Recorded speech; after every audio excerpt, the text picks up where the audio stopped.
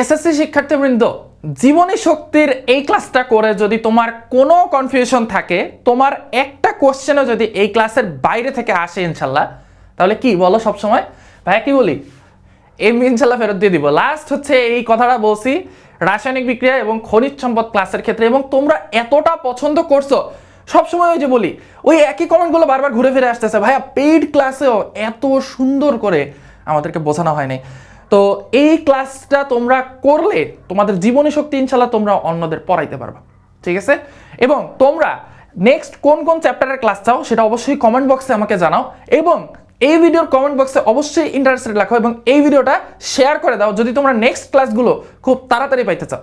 এবার চলো তোমাদেরকে আমি এক নজরে একটু দেখাই দেই যে ভাইয়া এই চ্যাপ্টারের মধ্যে অ্যাকচুয়ালি কি করছি। দেখো দেখো, এই চ্যাপ্টারের প্রত্যেকটা জিনিস হচ্ছে ভাইয়া স্লাইডে একদম তুলে তুলে দেখাইছে। দেখো প্রত্যেকটা জিনিস ছবি এঁকে এঁকে।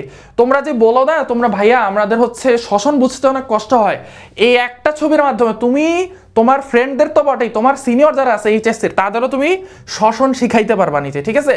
সো একদম পানি ভাত হয়ে যাবে। দেখো ব্যাংক, গোল্ড বার, 1000 টাকার নোট, এইসব উদাহরণ দিয়ে তোমাদেরকে শিখাইছে।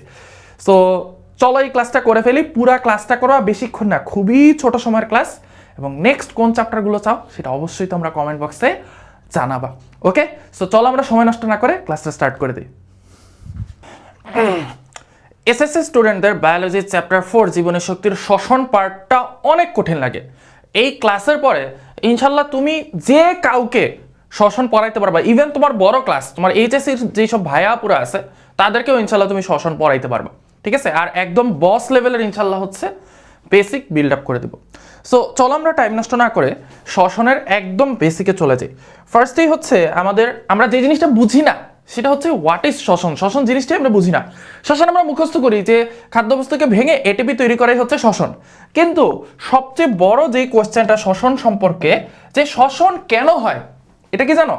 হোয়াই শ্বসন হয় হ্যাপেন্স, বাংলিশ বলে ফেলছি না, শ্বসন কেন হয় এটা কি তোমরা জানো? এই শ্বসন কেন হয় এটার উত্তর যদি তুমি জানতে পারো তাহলে তুমি বুঝতে পারবা যে শ্বসন জিনিসটা আসলে কি। সো চলে আসো আমরা আমাদের একদম বেসিক থেকে হচ্ছে পড়াশোনা স্টার্ট করি। মনে করো তুমি কিচ্ছু জানো না, তুমি বায়োলজির কিচ্ছু জানো না, এরপরে ইনশাল্লাহ তুমি বস হয়ে যাবে। দেখো আমরা খাদ্য খাই, ঠিক আছে? আমরা খাদ্য হিসেবে কি কি খাই? আমরা খাদ্য হিসেবে খাই হচ্ছে শর্করা, প্রোটিন, লিপিড, তাই না? এগুলো হচ্ছে আমরা খাবার হিসেবে খাই। এখন এই খাবারে হচ্ছে শক্তি জমা থাকে, যেই শক্তিটাকে আমরা বলি রাসায়নিক শক্তি। এখন এই যে রাসায়নিক শক্তি বললাম না, অনেকে এটাও বুঝতেছ না, আমি জানি তোমাদের বয়সে আমি নিজেও বুঝতাম না যে ভাই খাদ্যের মধ্যে রাসায়নিক শক্তি আবার কেমনে জমা থাকে, তাই না? অলওয়েজ মনে রাখবা, সায়েন্স পড়তে গেলে নট অনলি বায়োলজি, ভাইয়া তো ইনশাল্লাহ হচ্ছে এইচএসসিতে কেমিস্ট্রি বায়োলজি কোর্স করাবো তোমাদের, এবং তোমরা যখন মেডিকেল অ্যাডমিশনে যাবো তখন মেডিকেল অ্যাডমিশনও পড়াবো, ভার্সিটি অ্যাডমিশনও পড়াবো ইনশাল্লাহ। সো আমি সবসময় আমার স্টুডেন্টদের একটা কথা বলি যে তুমি অলওয়েজ সায়েন্সের যে কোনো টপিক পড়তে গেলে কোয়েশ্চেন করবা কেন, হোয়াই, কেন এটা হচ্ছে, কেন এটার মধ্যে রাসায়নিক শক্তি আছে। সো রাসায়নিক শক্তি জিনিসটা হচ্ছে এই যে খাবার, যেমন ধরো সাপোজ শর্করা, শর্করার মধ্যে কি আছে বলো তো? গ্লুকোজের অণু আছে না? এই যে গ্লুকোজের অণুর মধ্যে একটা কার্বনের সাথে আরেকটা কার্বন অ্যাড থাকে। যেমন আমি যদি সিম্পল একটা গ্লুকোজের অণু আঁকি তাহলে সেটা মোটামুটি দেখতে এরকম লাগে, ঠিক আছে? আমি জাস্ট স্কেলেটনটা আঁকলাম, স্কেলেটনটা দেখতে এরকম লাগে। সো এই যে কার্বন আর কার্বনের মধ্যে একটা বন্ড আছে না, বন্ধন আছে না, এই যে বন্ধনটা ভাঙলে শক্তি বের হয়। এই বন্ধনটা ভাঙলে কি হয়? শক্তি বের হয়। তো এই বন্ধনটা ভাঙাটাই হচ্ছে আমাদের এই শ্বসনের কাজ। শ্বসন কি করে? এই যে এই বন্ধনটাকে ভেঙে হচ্ছে সে শক্তি তৈরি করে। এখন এটা কিভাবে তৈরি করে সেটা আমরা জানবো। তার আগে আমরা একটু বেসিক জিনিসটা তো বুঝে ফেললাম যে রাসায়নিক শক্তিটা আসলে কি। রাসায়নিক শক্তিটা হচ্ছে এই যে কার্বন আর কার্বনের মধ্যে যে বন্ধন আছে, এই বন্ধনটাই হচ্ছে রাসায়নিক শক্তি, ঠিক আছে?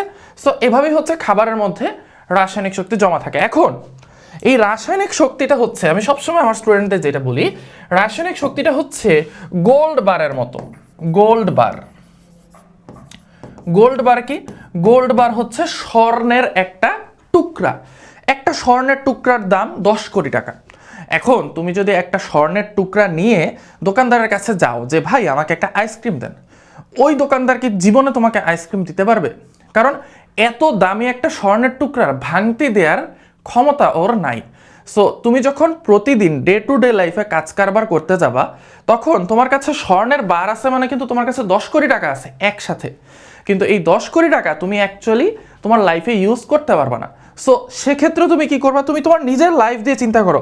Science is all about life, যে আমরা কিভাবে লাইফ লিড করি, সব কিছু হচ্ছে তুমি লাইফের সাথে রিলেট করতে পারবা ইনশাল্লাহ।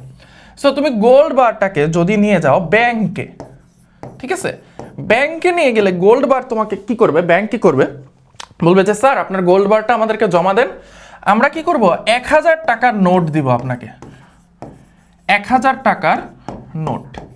তাহলে ব্যাংক তোমাকে 1000 টাকার নোটে 10 কোটি টাকা দিবে, এবং তুমি 1000 টাকার নোট নিয়ে কিন্তু ইনশাল্লাহ যে কোনো দোকানে গেলে তোমাকে আইসক্রিম দিবে, তুমি কাজ কারবার করতে পারবা। তাই বলে দেখো আমাকে, তোমার কি এখানে কি গোল্ডবারে টাকা ছিল না? ছিল, বাট এটা অব্যবহারযোগ্য টাকা ছিল, ব্যবহার করতে পারতো না। বাট তুমি যখন ব্যাংকে চলে গেছো তখন ব্যাংক তোমাকে 1000 টাকার নোট দিছে, এবং তুমি 1000 টাকার নোটটা হচ্ছে তোমার ডে টু ডে লাইফে ইউজ করতে পারতেছো। এবার সেম জিনিসটাই হচ্ছে আমরা আমাদের শ্বসনের ক্ষেত্রে দেখব। আল্লাহ তাআলা এত সুন্দর করে হচ্ছে এই জিনিসটা বানাইছেন, দেখো আমাদের ডে টু ডে লাইফের সাথে একদম মিলে যায়।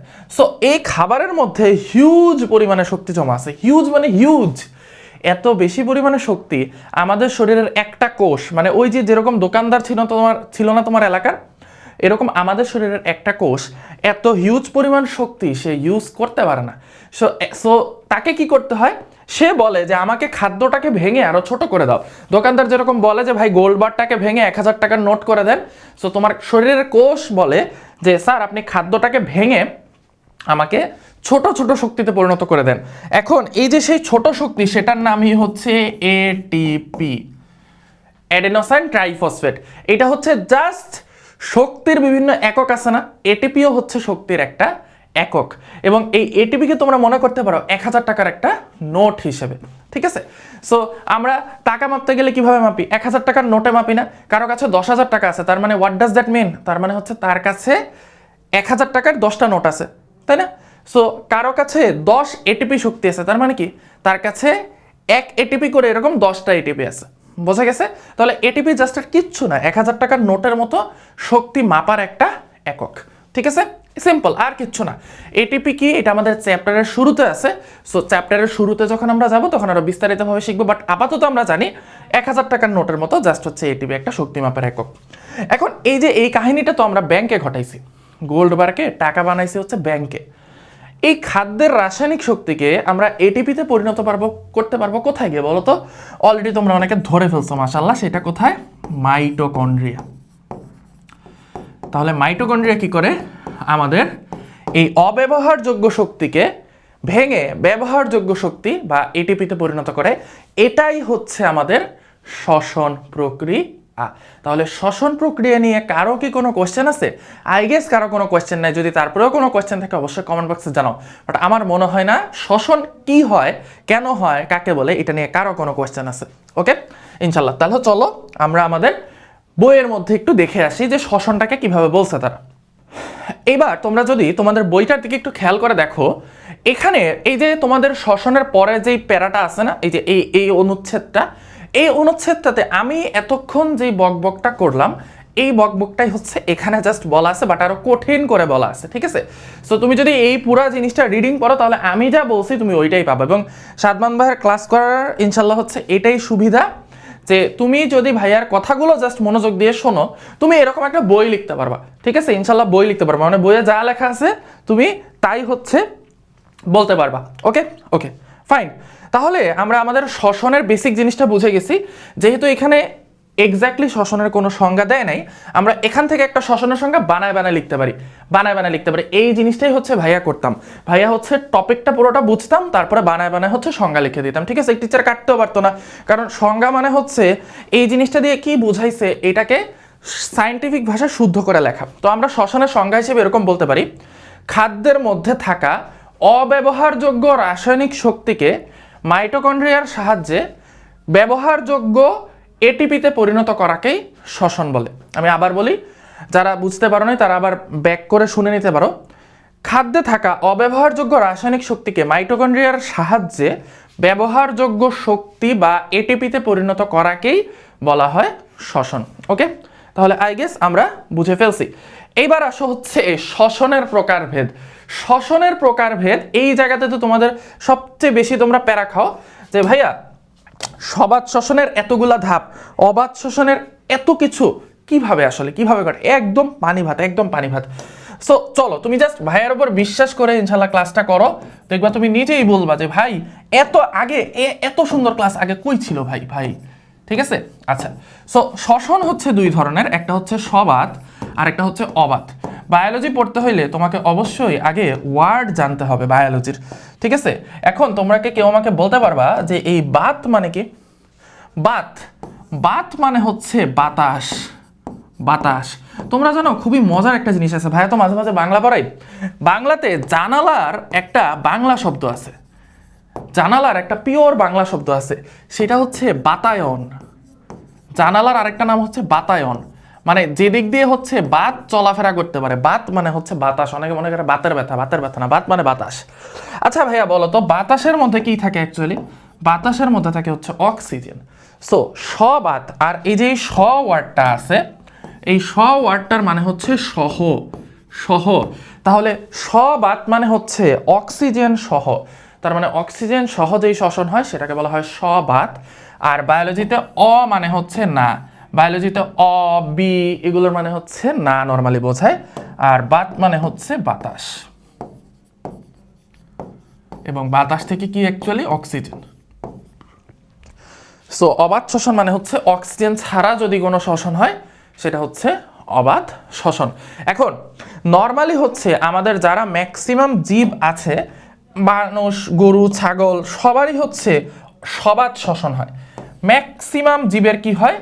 সবাত শ্বসন। এটা বাঁকা হয়ে গেল, এটা এটা কাদের হয়? এটা ম্যাক্সিমাম জীবের, ম্যাক্সিমাম জীবের। আর এটা হচ্ছে সামান্য কিছু জীবের হচ্ছে, বা তোমার যারা হচ্ছে অনুন্নত প্রাণী আছে তাদের হচ্ছে এই অবাত শ্বসন হয়। এখন এই সবাত শ্বসনের স্টেপগুলো আমরা জানবো, তারপরে অবাত শ্বসনের স্টেপগুলো জানবো। তোমাদের মাঝে মাঝে সবাত শ্বসন অবাত শ্বসনের পার্থক্য আসে, এটা যখন আমরা স্টেপগুলো ইনশাল্লাহ শিখে ফেলবো তখন একদম ইজি হয়ে যাবে পানি ভাতের মতো। বাট এটা একটু জেনে রাখো, সবাত শ্বসনে অনেক বেশি পরিমাণে শক্তি তৈরি হয়। কেউ কেউ বলে সবাত শ্বসনে 38 এটিপি তৈরি হয়, কেউ কেউ বলে হচ্ছে 36 এটিপি তৈরি হয়। তোমরা ইন্টারমিডিয়েটে যখন উঠবা তখন দেখবা যে এই দুইটার কোনোটাই কারেক্ট না, অন্য আরেকটা নাম্বার তৈরি হয়। সো আমি তোমাদেরকে আর কনফিউজ করতেছি না, এই দুইটার মধ্যে কোনটা কারেক্ট আনসার এটা সামনের ক্লাসে, মানে এই যে সামনে গিয়ে আমরা শিখে ফেলবো, যে এই ক্লাসের মধ্যে ইনশাল্লাহ শিখে ফেলবো। বাট অবাত শ্বসনে অনেক কম পরিমাণে হচ্ছে শক্তি তৈরি হয়। সেটা কত, সেটা যখন আমরা অবাত শ্বসন পড়বো তখন আমরা হচ্ছে ইনশাল্লাহ দেখব। এবার চলো তোমাদের কাছে সবচেয়ে ভয়ঙ্কর লাগা সেই সবাত শ্বসন একদম ইজি পিজি লেমন স্কুইজি করে ফেলি।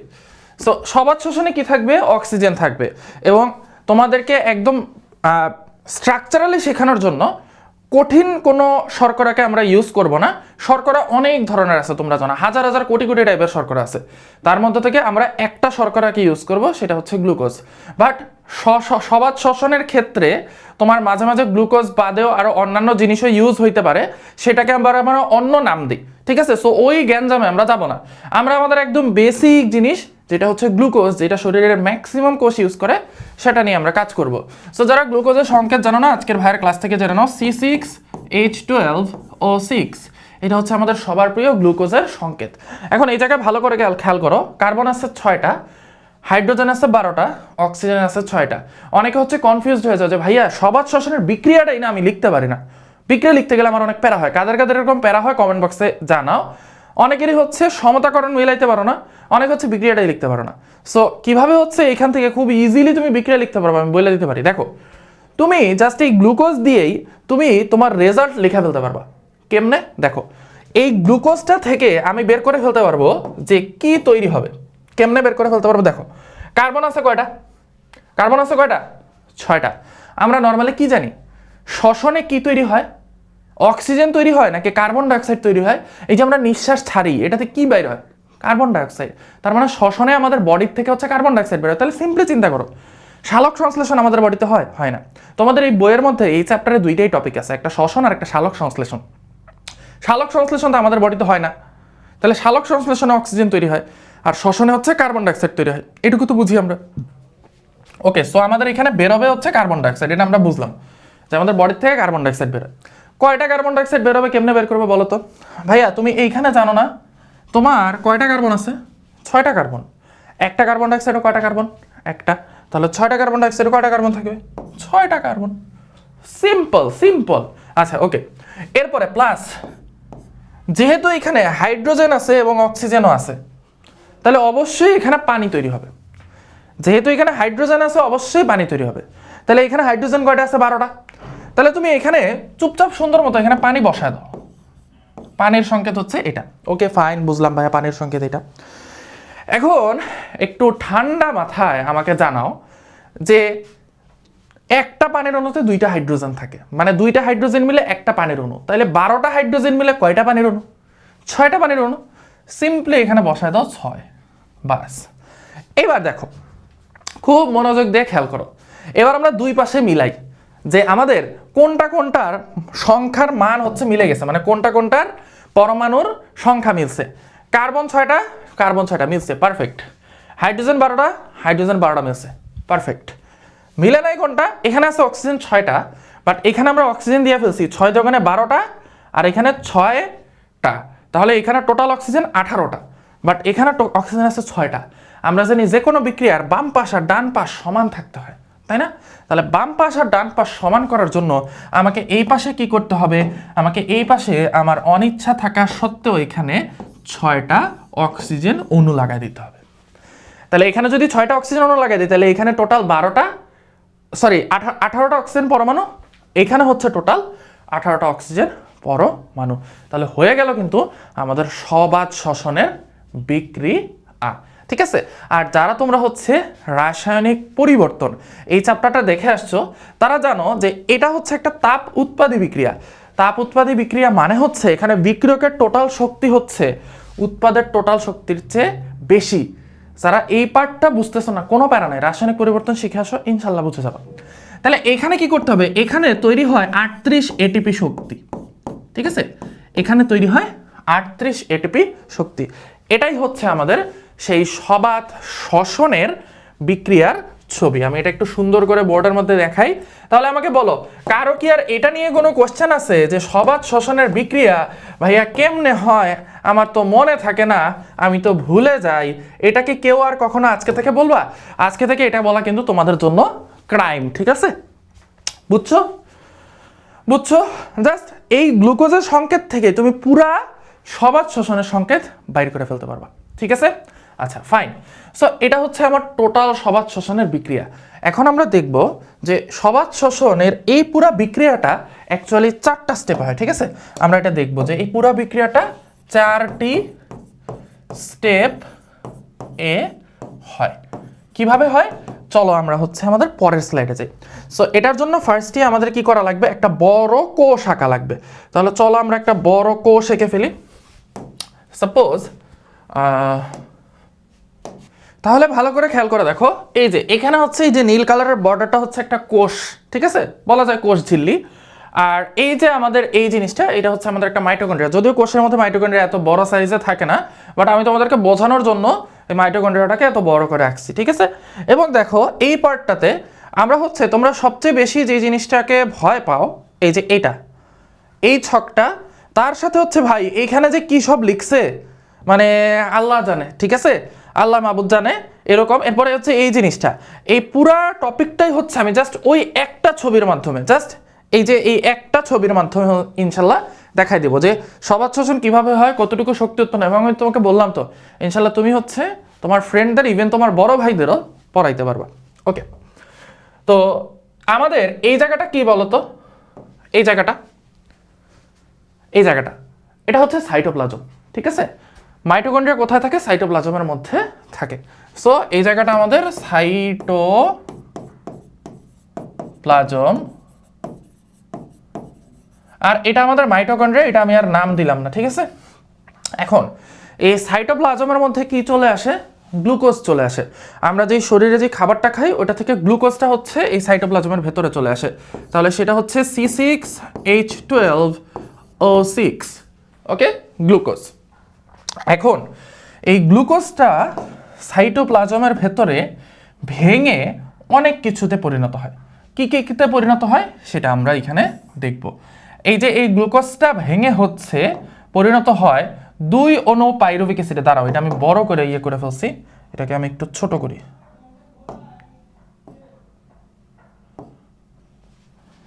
এই যে এই সো এটা পরিণত হয় 2 অণু পাইরুভিক অ্যাসিডে। Pyruvic acid. এখন এই পাইরুভিক অ্যাসিড কি এটা অনেকেই তোমরা জানো না, তো চলো পাইরুভিক অ্যাসিডটা আমি শিখে দেই। এটা হচ্ছে CH3COCOH। যারা এই সংকেতটা বুঝতেছো না তারা অবশ্যই ভাইয়ার হচ্ছে জৈব যৌগের ক্লাসটা করবা, তাহলে ইনশাল্লাহ বুঝতে পারবা। ঠিক আছে, আচ্ছা ফাইন ফাইন, খুব ভালো কথা। এখন কাহিনী হচ্ছে এই যে একটা গ্লুকোজ আর এখানে কি আছে পাইরুভিক অ্যাসিড, 2 অণু পাইরুভিক অ্যাসিড। এবার আমরা কি করব, এদের মধ্যে কার্বন সংখ্যা হচ্ছে হিসাব করব। দেখো একটা গ্লুকোজে কার্বন আছে 6টা, একটা পাইরুভিক অ্যাসিডে কার্বন আছে 1 2 3টা, এবং 2 অণু যেহেতু তৈরি হয় তাহলে 3 দোগুণে 6, তার মানে এখানে 6টা কার্বন আছে, মিলছে, পারফেক্ট। এখানে হাইড্রোজেন আছে 12টা। এখানে হাইড্রোজেন কয়টা আছে আমরা একটু খেয়াল করে দেখি। এখানে হাইড্রোজেন আছে হচ্ছে 3 আর 1, তার মানে টোটাল 4টা। আর এখানে 4 রে 2 দিয়ে গুণ দিলে যেহেতু 2টা অণু তাহলে টোটাল 8টা।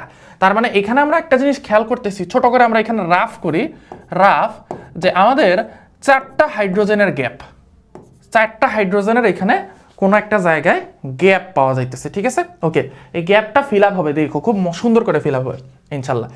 এবার আমরা দেখি অক্সিজেন কয়টা আছে। এখানে দেখো অক্সিজেন আছে 6টা, আর এখানে অক্সিজেন কয়টা আছে 1 2 3, আর 2 অণু পাইরুভিক অ্যাসিড, তাহলে টোটাল হচ্ছে 3 আর 2 মানে 3 দুগুণে 6টা, তাহলে অক্সিজেনের হিসাব মিলছে। ওকে ফাইন, তাহলে যেহেতু এখানে কার্বনের হিসাব মিলে গেছে তার মানে এখানে কোনো কার্বন ডাইঅক্সাইড বের হয় নাই।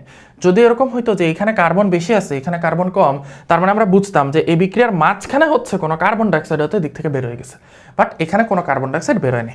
এখন দেখো আমরা যেহেতু এই জায়গাতে গ্লুকোজটাকে ভাঙছি সেজন্য এই বিক্রিয়াটার নাম হচ্ছে গ্লাইকোলাইসিস।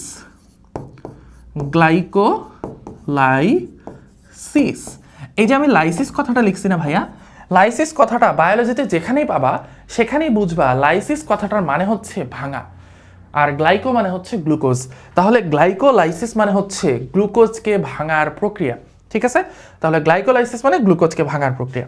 এইবার আমাদেরকে এখানে বেশ কিছু জিনিস হচ্ছে আমরা দেখব ঘটতেছে, সেটা কি, এখানে হচ্ছে টোটাল শক্তি তৈরি হবে আমার 4 অণু এটিপি এবং 2 অণু NADH2। কয় অণু NADH2 তৈরি হবে সেটা তুমি জাস্ট এটা দেখে বলে দিতে পারবা। আমরা এখানে 4টা হাইড্রোজেন হারাই ফেলছিলাম না, এখান থেকে এখানে আসতে 4টা হাইড্রোজেন হারাই গেছিল না। মজার ব্যাপার খেয়াল করছো, সেই 4টা হাইড্রোজেন কোথায় হারাইছে অ্যাকচুয়ালি, এই NAD কে NADH2 তে পরিণত করার জন্য হচ্ছে আমাদের এখান থেকে 4টা হাইড্রোজেন নাই হয়ে গেছে। ঠিক আছে, তাহলে এই যে দেখো 2 দুগুণে 4, আমাদের এখানে কিন্তু আমাদের হাইড্রোজেন বাবাজিরা ব্যাক চলে আসছে, বোঝা গেছে।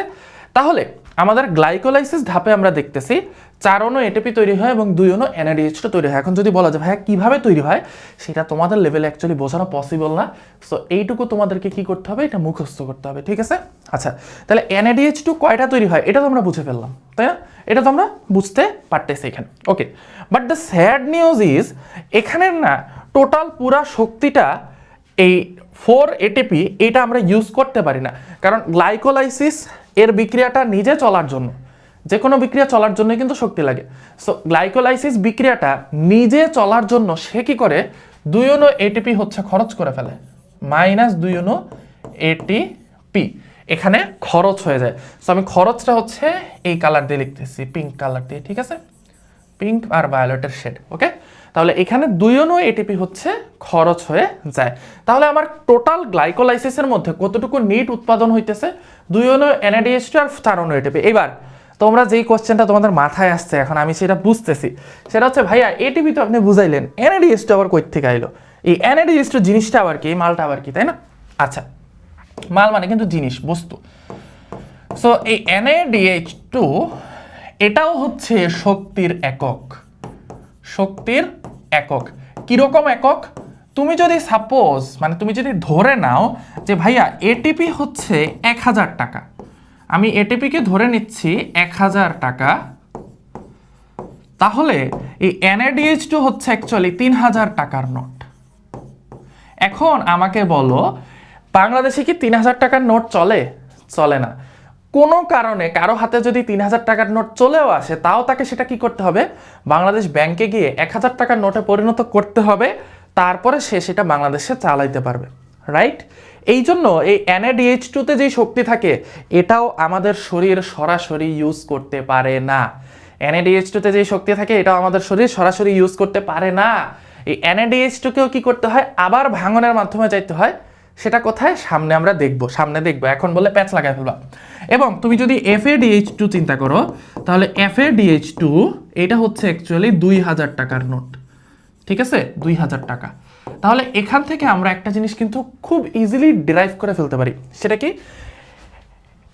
কোনো এটিপির দাম যদি হয় 1000 টাকা বা 1000 টাকার সমান, এবং কোনো NaDH2 যদি হয় 3000 টাকার সমান, তাহলে এখনো NaDH2 মানে অ্যাকচুয়ালি কয় অণু এটিপি?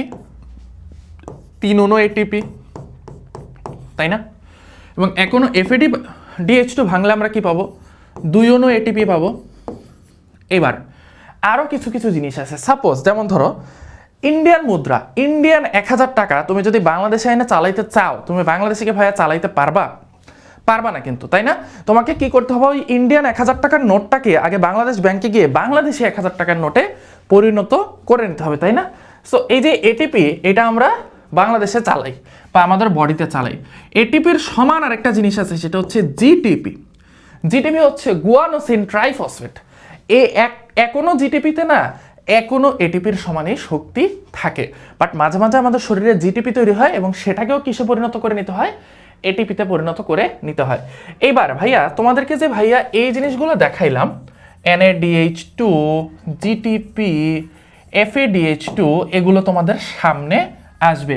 বাট সামনে আসলেও তোমরা কি মনে রাখবা? এগুলো কিচ্ছু না, জাস্ট হচ্ছে ওই যে শক্তির মুদ্রা বা বায়োলজিক্যাল কয়েন, মানে এই যে 1000 টাকার নোট, মানে শক্তি মাপার কোন একটা একক, ঠিক আছে? ওকে, আই গেস আমার ভাইয়ারা হচ্ছে বুঝতে পেরেছো। এইবার আমাদের এই যে এই পাইরুভিক অ্যাসিড আছে না, এই পাইরুভিক অ্যাসিডটাকে সংক্ষেপে আমরা লিখি হচ্ছে PA, পাইরুভিক অ্যাসিড, ঠিক আছে?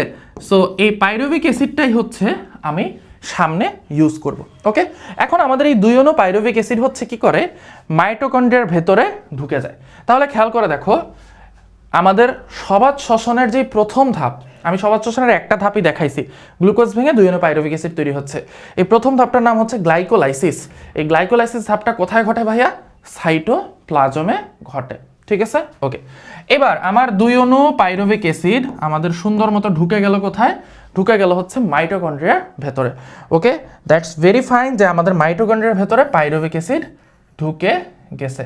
ওকে, আচ্ছা একটু ওয়েট।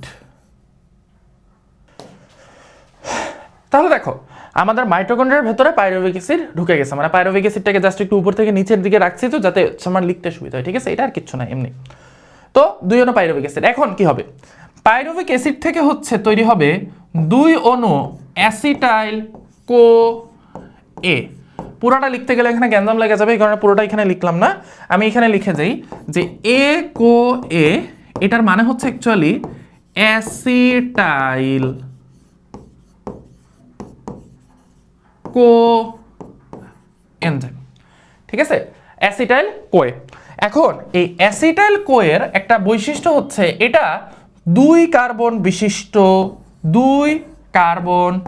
বিশিষ্ট অণু, মানে এটার মধ্যে কার্বন আছে 2টা ভাইয়া, ঠিক আছে? কার্বন আছে 2টা। এবার খুব ভালো করে খেয়াল করে দেখো তো, আমার এখানে একটা পাইরুভিক অ্যাসিডের মধ্যে কার্বন আছে 3টা। তাহলে 2 অণু পাইরুভিক অ্যাসিড থেকে যদি 2 অণু অ্যাসিটাইল কোয়ে সৃষ্টি হয়, তার মানে আমরা এখানে বুঝতেই পারতেছি, আচ্ছা এখানে একটা ডট দিয়ে দিই যেহেতু অ্যাসিটাইল আছে।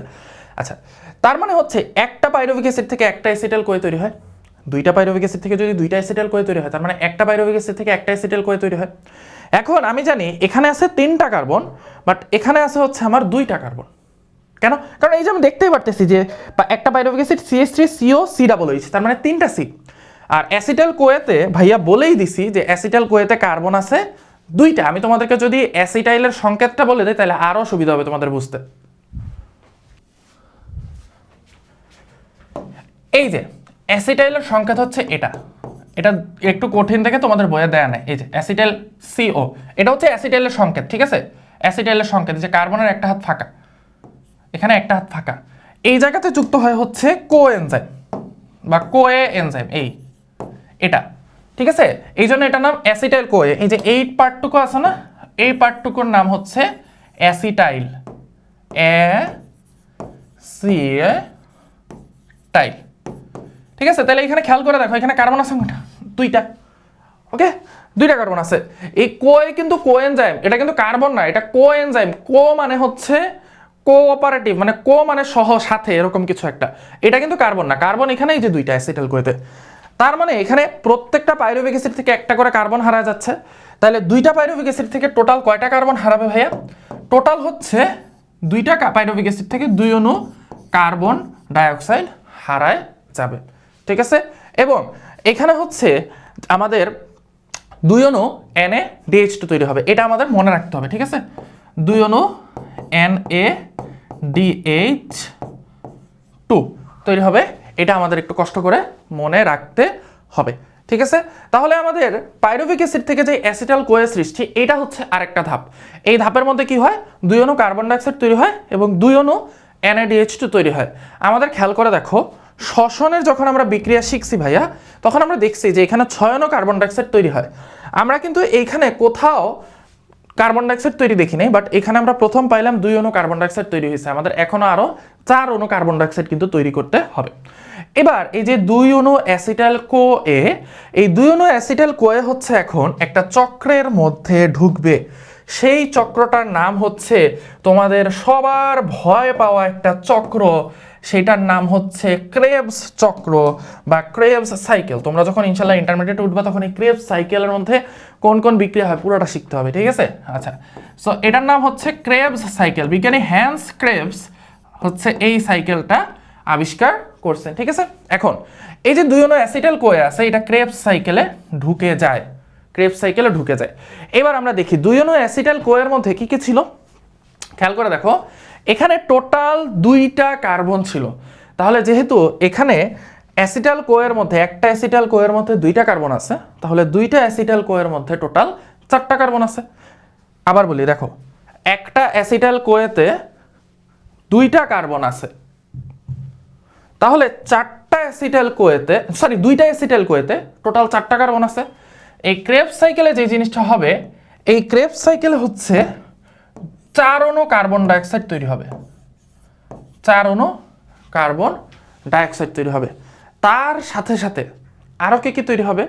আরো হচ্ছে তৈরি হবে টোটাল 6 অণু NaDH2, টোটাল 2 অণু FADH2 এবং টোটাল 2 অণু GTP।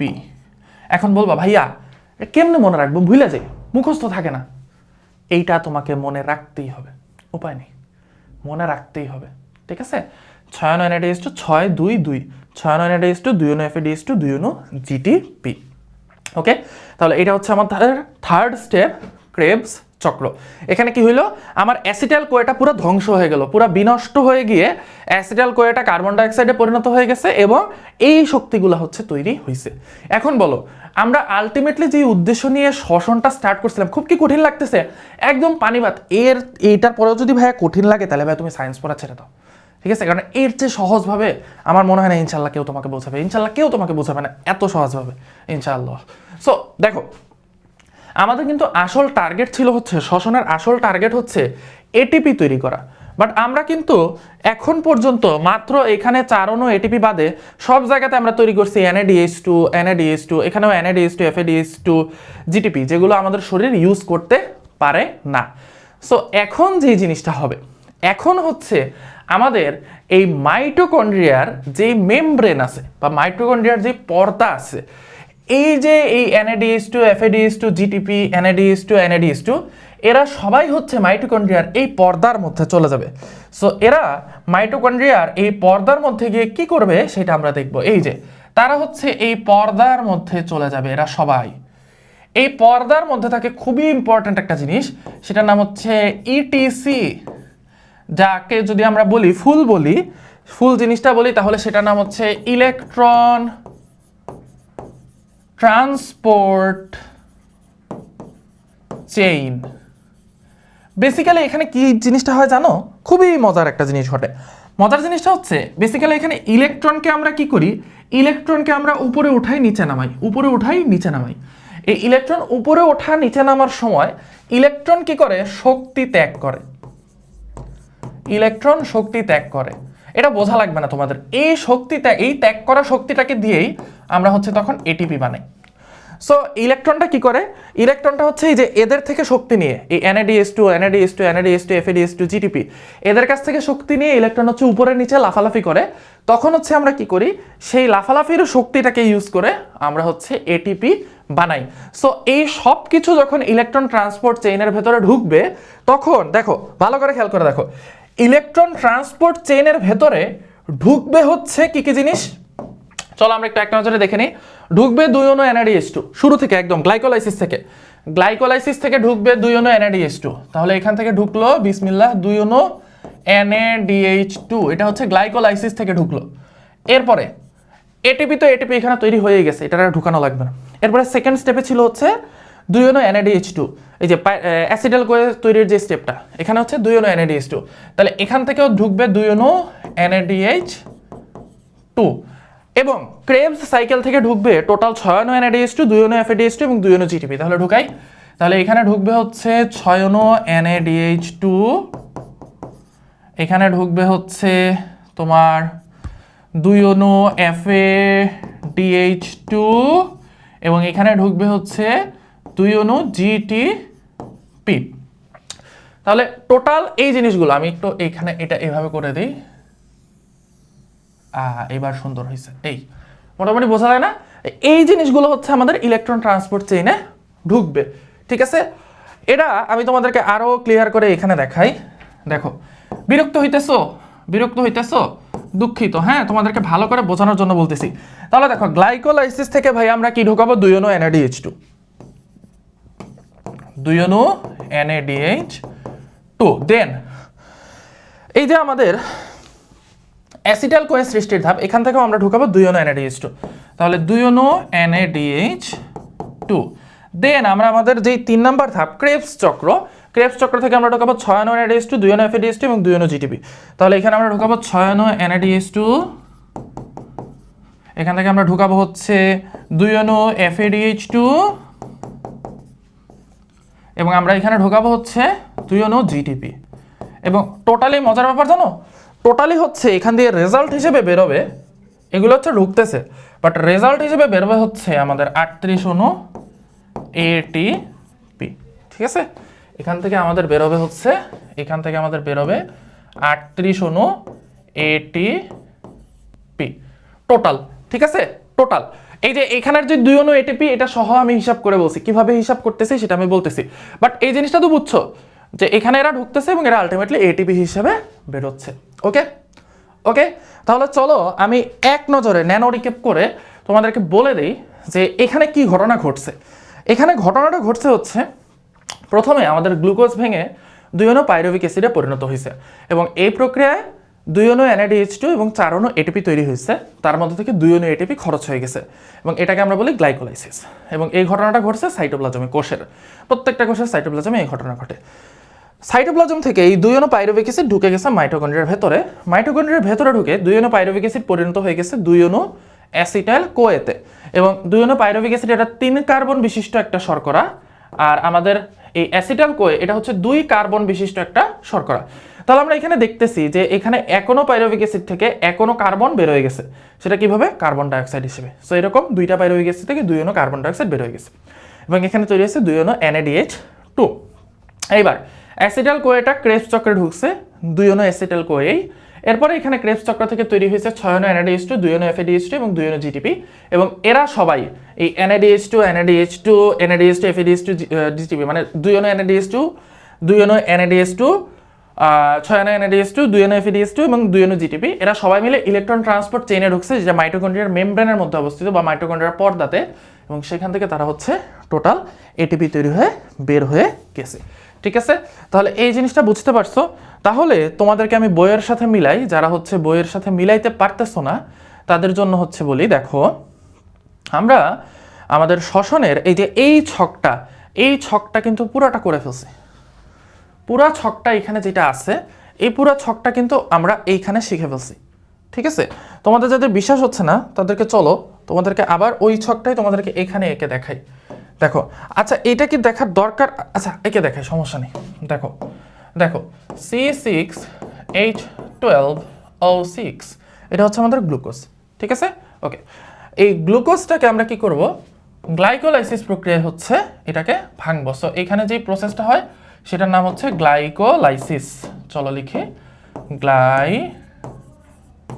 আবার রিভিশন হয়ে যাবে তোমাদের, ঠিক আছে, গ্লাইকোলাইসিস। এবং এই প্রক্রিয়ায় ভাইয়া কয়টা এটিপি মাইনাস হবে?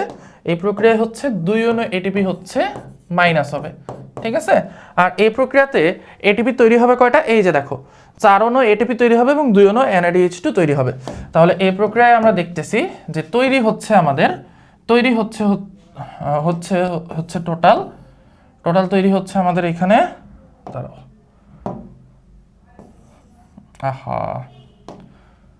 এই যে 4 অণু এটিপি এবং 2 অণু NADH2। Okay fine. এবার আমাদের এই গ্লুকোজটা ভেঙে কিসে পরিণত হয় আমরা জানি। একটা গ্লুকোজ ভেঙে, তোমরা আমার সাথে সাথে বলতেছো না কেন, বলো। তোমার পরিণত হয় 2 অণু পাইরুভিক অ্যাসিডে। কমেন্ট করো, পাইরুভিক অ্যাসিড। ঠিক আছে, পাইরুভিক অ্যাসিড। এখানে একটা পাইরুভিক অ্যাসিড আর এইখানে একটা হচ্ছে পাইরুভিক অ্যাসিড। ওকে ওকে ফাইন, নাইস। তাহলে এটা হচ্ছে আমাদের গ্লাইকোলাইসিসের বিক্রিয়া। এবার পাইরুভিক অ্যাসিড থেকে কি তৈরি হয় ভাইয়া? পাইরুভিক অ্যাসিড থেকে তৈরি হয় হচ্ছে অ্যাসিটাইল কোএ, তাই না? এবং এখান থেকেও তৈরি হবে পাইরুভিক অ্যাসিড থেকে অ্যাসিটাইল কোএ। এবং যেহেতু এটা 3 কার্বন বিশিষ্ট আর এটা হচ্ছে 2 কার্বন বিশিষ্ট, সো এখানে প্রত্যেকটা থেকে কি হবে ভাইয়া? একটা করে কার্বন ডাইঅক্সাইড বের হয়ে যাবে, তাই না? তাহলে এখান থেকে একটা কার্বন ডাইঅক্সাইড বের হবে এবং এখান থেকেও একটা কার্বন ডাইঅক্সাইড বের হয়ে যাবে। তাহলে 2 জায়গা থেকে 2টা কার্বন ডাইঅক্সাইড বের হয়ে গেল। এবার ভিতরে কি হবে? ভিতরে হচ্ছে এই পাইরুভিক অ্যাসিড থেকে অ্যাসিটাইল কোএ তৈরির সময় ও হচ্ছে একটা NADH2 তৈরি করবে এবং এখান থেকে হচ্ছে একটা NADH2 তৈরি হবে। এই জন্যই কিন্তু আমরা লিখছিলাম, এই যে দেখো তোমাদের মনে হয় এখন ক্লিয়ার হয়ে যাওয়ার কথা, এই জন্যই কিন্তু আমরা লিখছিলাম যে 2 অণু পাইরুভিক অ্যাসিড থেকে 2 অণু অ্যাসিটাইল কোএ তৈরির সময় 2 অণু NADH2 তৈরি হয়। ঠিক আছে, ওকে ফাইন, নাইস। এবার আমাদের অ্যাসিটাইল কোএটা কি হবে? অ্যাসিটাইল কোএটা হচ্ছে ক্রেবস চক্রে ঢুকবে। আমি এমন না যে আমি ভুলে গেছি জিনিসটা, হচ্ছে আমি জাস্ট তোমাদের বইয়ের সাথে মিলানো ট্রাই করতেছি, এই কারণে আমি বারবার বইটা দেখতেছি। ঠিক আছে, মনে করে না যে পারা নাই এই জন্য বইটা দেখতেছে। ঠিক আছে, আল্লাহ মাফ করুক। আচ্ছা যাই হোক, এবার আসো, এই অ্যাসিটাইল কোএটা হচ্ছে আমাদের ক্রেবস চক্রে ঢুকবে এখন। সো এই যে এটা হচ্ছে আমাদের ক্রেবস চক্র বা ক্রেবস সাইকেল। অ্যাসিটাইল কোএটা এখন কোথায় ঢুকবে? একটা সাইকেলে ঢুকবে ভাইয়া, সেটার নাম হচ্ছে ক্রেবস সাইকেল। ওকে, ক্রেবস সাইকেলে ঢুকবে। এবার অ্যাসিটাইল কোএ ক্রেবস সাইকেলে যখন ঢুকবে তখন অ্যাসিটাইল কোএ থেকে কি বেরোবে? অ্যাসিটাইল কোএ থেকে হচ্ছে প্রত্যেকটা অ্যাসিটাইল কোএ থেকে 2টা করে কার্বন ডাইঅক্সাইড বেরোবে, কারণ প্রত্যেকটা অ্যাসিটাইল কোএতে 2টা কার্বন থাকে। তাহলে এখান থেকে কি বেরোবে? এখান থেকে হচ্ছে 2টা কার্বন বের হয়ে যাবে, 2টা কার্বন ডাইঅক্সাইড। এখান থেকেও 2টা কার্বন ডাইঅক্সাইড বের হয়ে যাবে এবং প্রত্যেকটা অ্যাসিটাইল কোএ থেকে হচ্ছে তৈরি হবে 3 অণু NADH2, 1 অণু FADH2 এবং 1 অণু GTP। ঠিক আছে, এখান থেকে তৈরি হবে 3 অণু NADH2, 1 অণু FADH2 এবং 1 অণু হচ্ছে GTP। ঠিক আছে, এই যে এটা। এবার টোটালি এরা যারা ভিতরে সবুজ কালি দিয়ে যারা আছে, এরা টোটালি সবডি মিল্লা, মানে সবাই মিলে, এটা আমাদের কুমিল্লার ভাষা, সবডি মিল্লা, এরা সবাই মিলে ঢুকবে হচ্ছে ইলেকট্রন ট্রান্সপোর্ট চেইনে এবং ইলেকট্রন ট্রান্সপোর্ট চেইনে ঢুকে এরা হচ্ছে এটিপি হিসেবে বের হয়ে আসবে। ঠিক আছে, ওকে, বুঝতে পারছি? ওকে, তাহলে আই গেস আমরা আমাদের বইয়ের যেই পার্টটা আছে এটা বুঝে ফেলতে পারছি। এবার আসলে গ্লাইকোলাইসিসের এই যে এই স্টেপগুলো দেয়া আছে এগুলোকে আমার আর বুঝাইতে হবে? মাইটোকন্ড্রিয়ার ম্যাট্রিক্সে ঘটে। আরেকটা হচ্ছে এটা হচ্ছে আচ্ছা এটা আমি বলে দিই, মাইটোকন্ড্রিয়ার ম্যাট্রিক্স অনেকে ভুল বুঝতে পারে যে ভাই এটা তো পড়ায়নি। দেখো এই যে পর্দার ভেতরে মাইটোকন্ড্রিয়ার যে অংশটা আছে না এটাকে বলা হয় মাইটোকন্ড্রিয়ার ম্যাট্রিক্স। তাহলে মাইটোকন্ড্রিয়ার ম্যাট্রিক্সে কি কি ঘটে? পাইরুভিক অ্যাসিড থেকে অ্যাসিটাল কোয়ে সৃষ্টি এবং অ্যাসিটাল কোয়ে আর ক্রেবস সাইকেল বা ক্রেবস চক্র, এগুলো হচ্ছে মাইটোকন্ড্রিয়ার ম্যাট্রিক্সে ঘটে। আর ইলেকট্রন ট্রান্সপোর্ট চেইন ঘটে হচ্ছে মাইটোকন্ড্রিয়ার পর্দায়। ঠিক আছে, ওকে ফাইন। এইবার আমাদের যদি হচ্ছে আসে যে মাইটোকন্ড্রিয়ায় উৎপন্ন সবাত শ্বসনে উৎপন্ন এটিপির হিসাব দাও, তাহলে আমরা এই ছবিটা দিতে পারি। এবং আরেকটা তোমাদের বইয়ে ছক আছে, তো চলো আমরা সেই ছকটা শিখে ফেলি যে এই ছকটা কিভাবে হচ্ছে পরীক্ষার খাতায় আঁকবো। ঠিক আছে, বা এই ছকটা কিভাবে হচ্ছে আসছে, খুবই সহজ খুবই সহজ। শ্বসনের পর্যায়ে চারটা আমরা জানি, গ্লাইকোলাইসিস, অ্যাসিটাল কোয়ে, ক্রেবস চক্র। তারপর হচ্ছে উৎপাদিত বস্তু, ব্যয়িত বস্তু, নিট উৎপাদন। এখানে দেখো যখন আমাদের শক্তির হিসাব করছে তখন শ্বসনের পর্যায়ে কিন্তু দিছে 3টা, বাট শ্বসনের পর্যায়ে অ্যাকচুয়ালি হচ্ছে 4টা। ঠিক আছে, তো অ্যাকচুয়ালি হচ্ছে শ্বসনের পর্যায়ে 4টা। ইলেকট্রন ট্রান্সপোর্ট চেইনটা এখানে বাদ দিছে, আমি কিভাবে মিলাইতে হয় সেই জিনিসটা তোমাদেরকে বলে দিচ্ছি। ঠিক আছে, প্যারা নেই। বাট এখানে কিন্তু দেখো ইলেকট্রন ট্রান্সপোর্ট, আমি বলছি চেইন, এখানে আছে সিস্টেম, কোনো সমস্যা নেই। এটাকে ইটিসিও বলে, ইটিএসও বলে। সো এটা প্যারা না, আমি তোমাদেরকে এই চার্টটা কিভাবে লিখতে হয় সেই চার্টটা হচ্ছে তোমার লিখে দিচ্ছে। এখানে আমি তোমাদেরকে বলি, দেখো আমার কি লেখার দরকার আছে? লেখার দরকার না, আমি তোমাদেরকে এখানে এটা বুঝাই দিই। ঠিক আছে, দেখো গ্লাইকোলাইসিসে কি কি তৈরি করছি আমরা? 2 অণু পাইরুভিক অ্যাসিড, 2 অণু NADH2 আর 4 অণু এটিপি। খরচ হয়েছে কত? 2 অণু এটিপি। তাহলে নিট কি আছে? 4 অণু এটিপি থেকে 2 অণু এটিপি খরচ হয়েছে, তাহলে বাকি আছে 2 অণু এটিপি, তাই না? এই যে এই যে এখানে দেখো 4 অণু এটিপি থেকে 2 অণু এটিপি খরচ হয়েছে, তাহলে বাকি আছে কত? 2 অণু এটিপি। ওরা এখানে লিখছে নিট উৎপাদন 2 অণু এটিপি। এরপরে ওরা যে ভুলটা করছে, এটাকে আমি ভুলই বলবো, সেটা হচ্ছে এই যে 2 অণু পাইরুভিক অ্যাসিড বলছে না, 2 অণু পাইরুভিক অ্যাসিড না, কোথায় কোথায় ব্যাক যাওয়ার তো অপশন নেই, আচ্ছা রাবার দিয়ে মুছি। এখানে এই যে 2 অণু NADH2 আছে না ভাইয়া, 2 অণু NADH2, এটাকে NADH প্লাস H প্লাস লিখছে, ওটাকে NADH2 ও বলা যায়।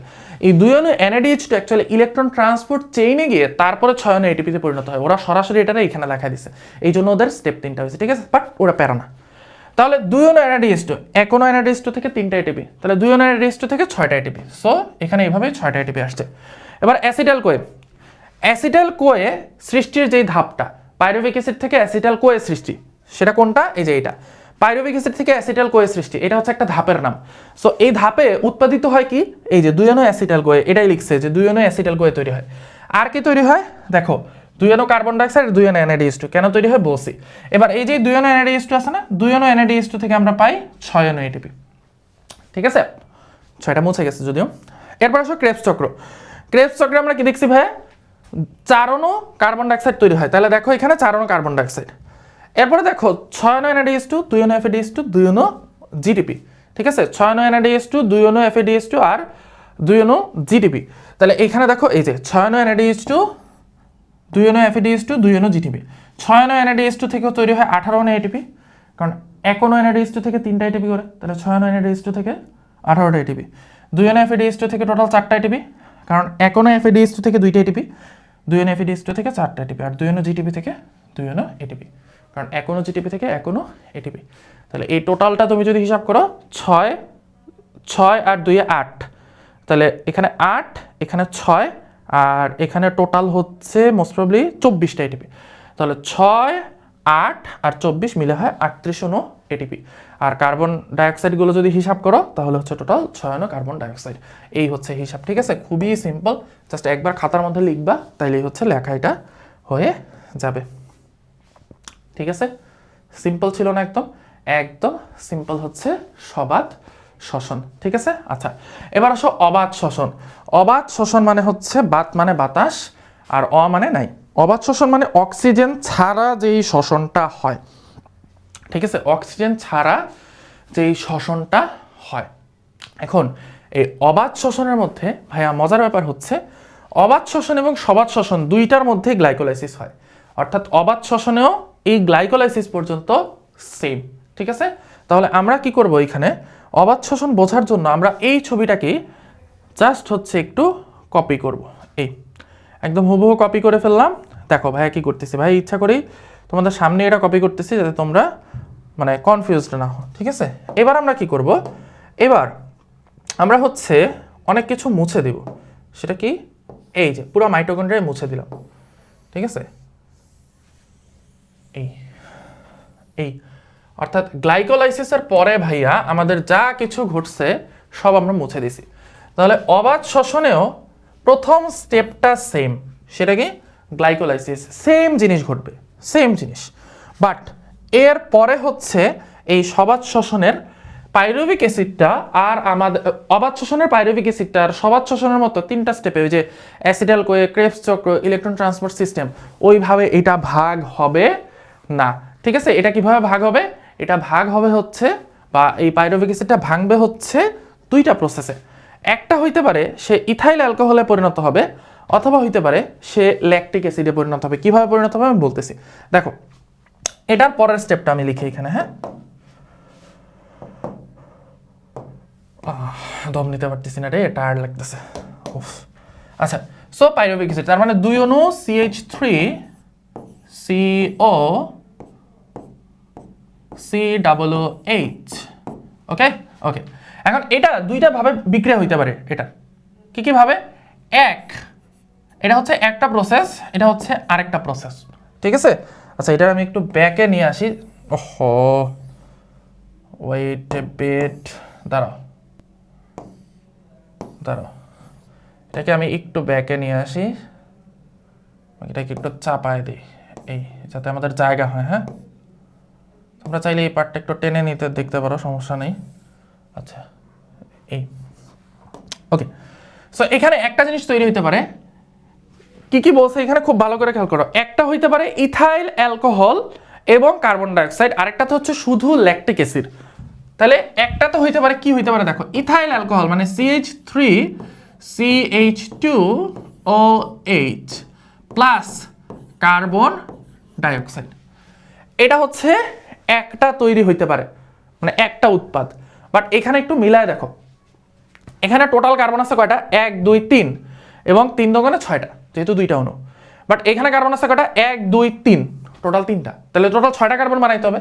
2 দিয়ে গুণ দিয়ে দাও, 2, এখানে 2।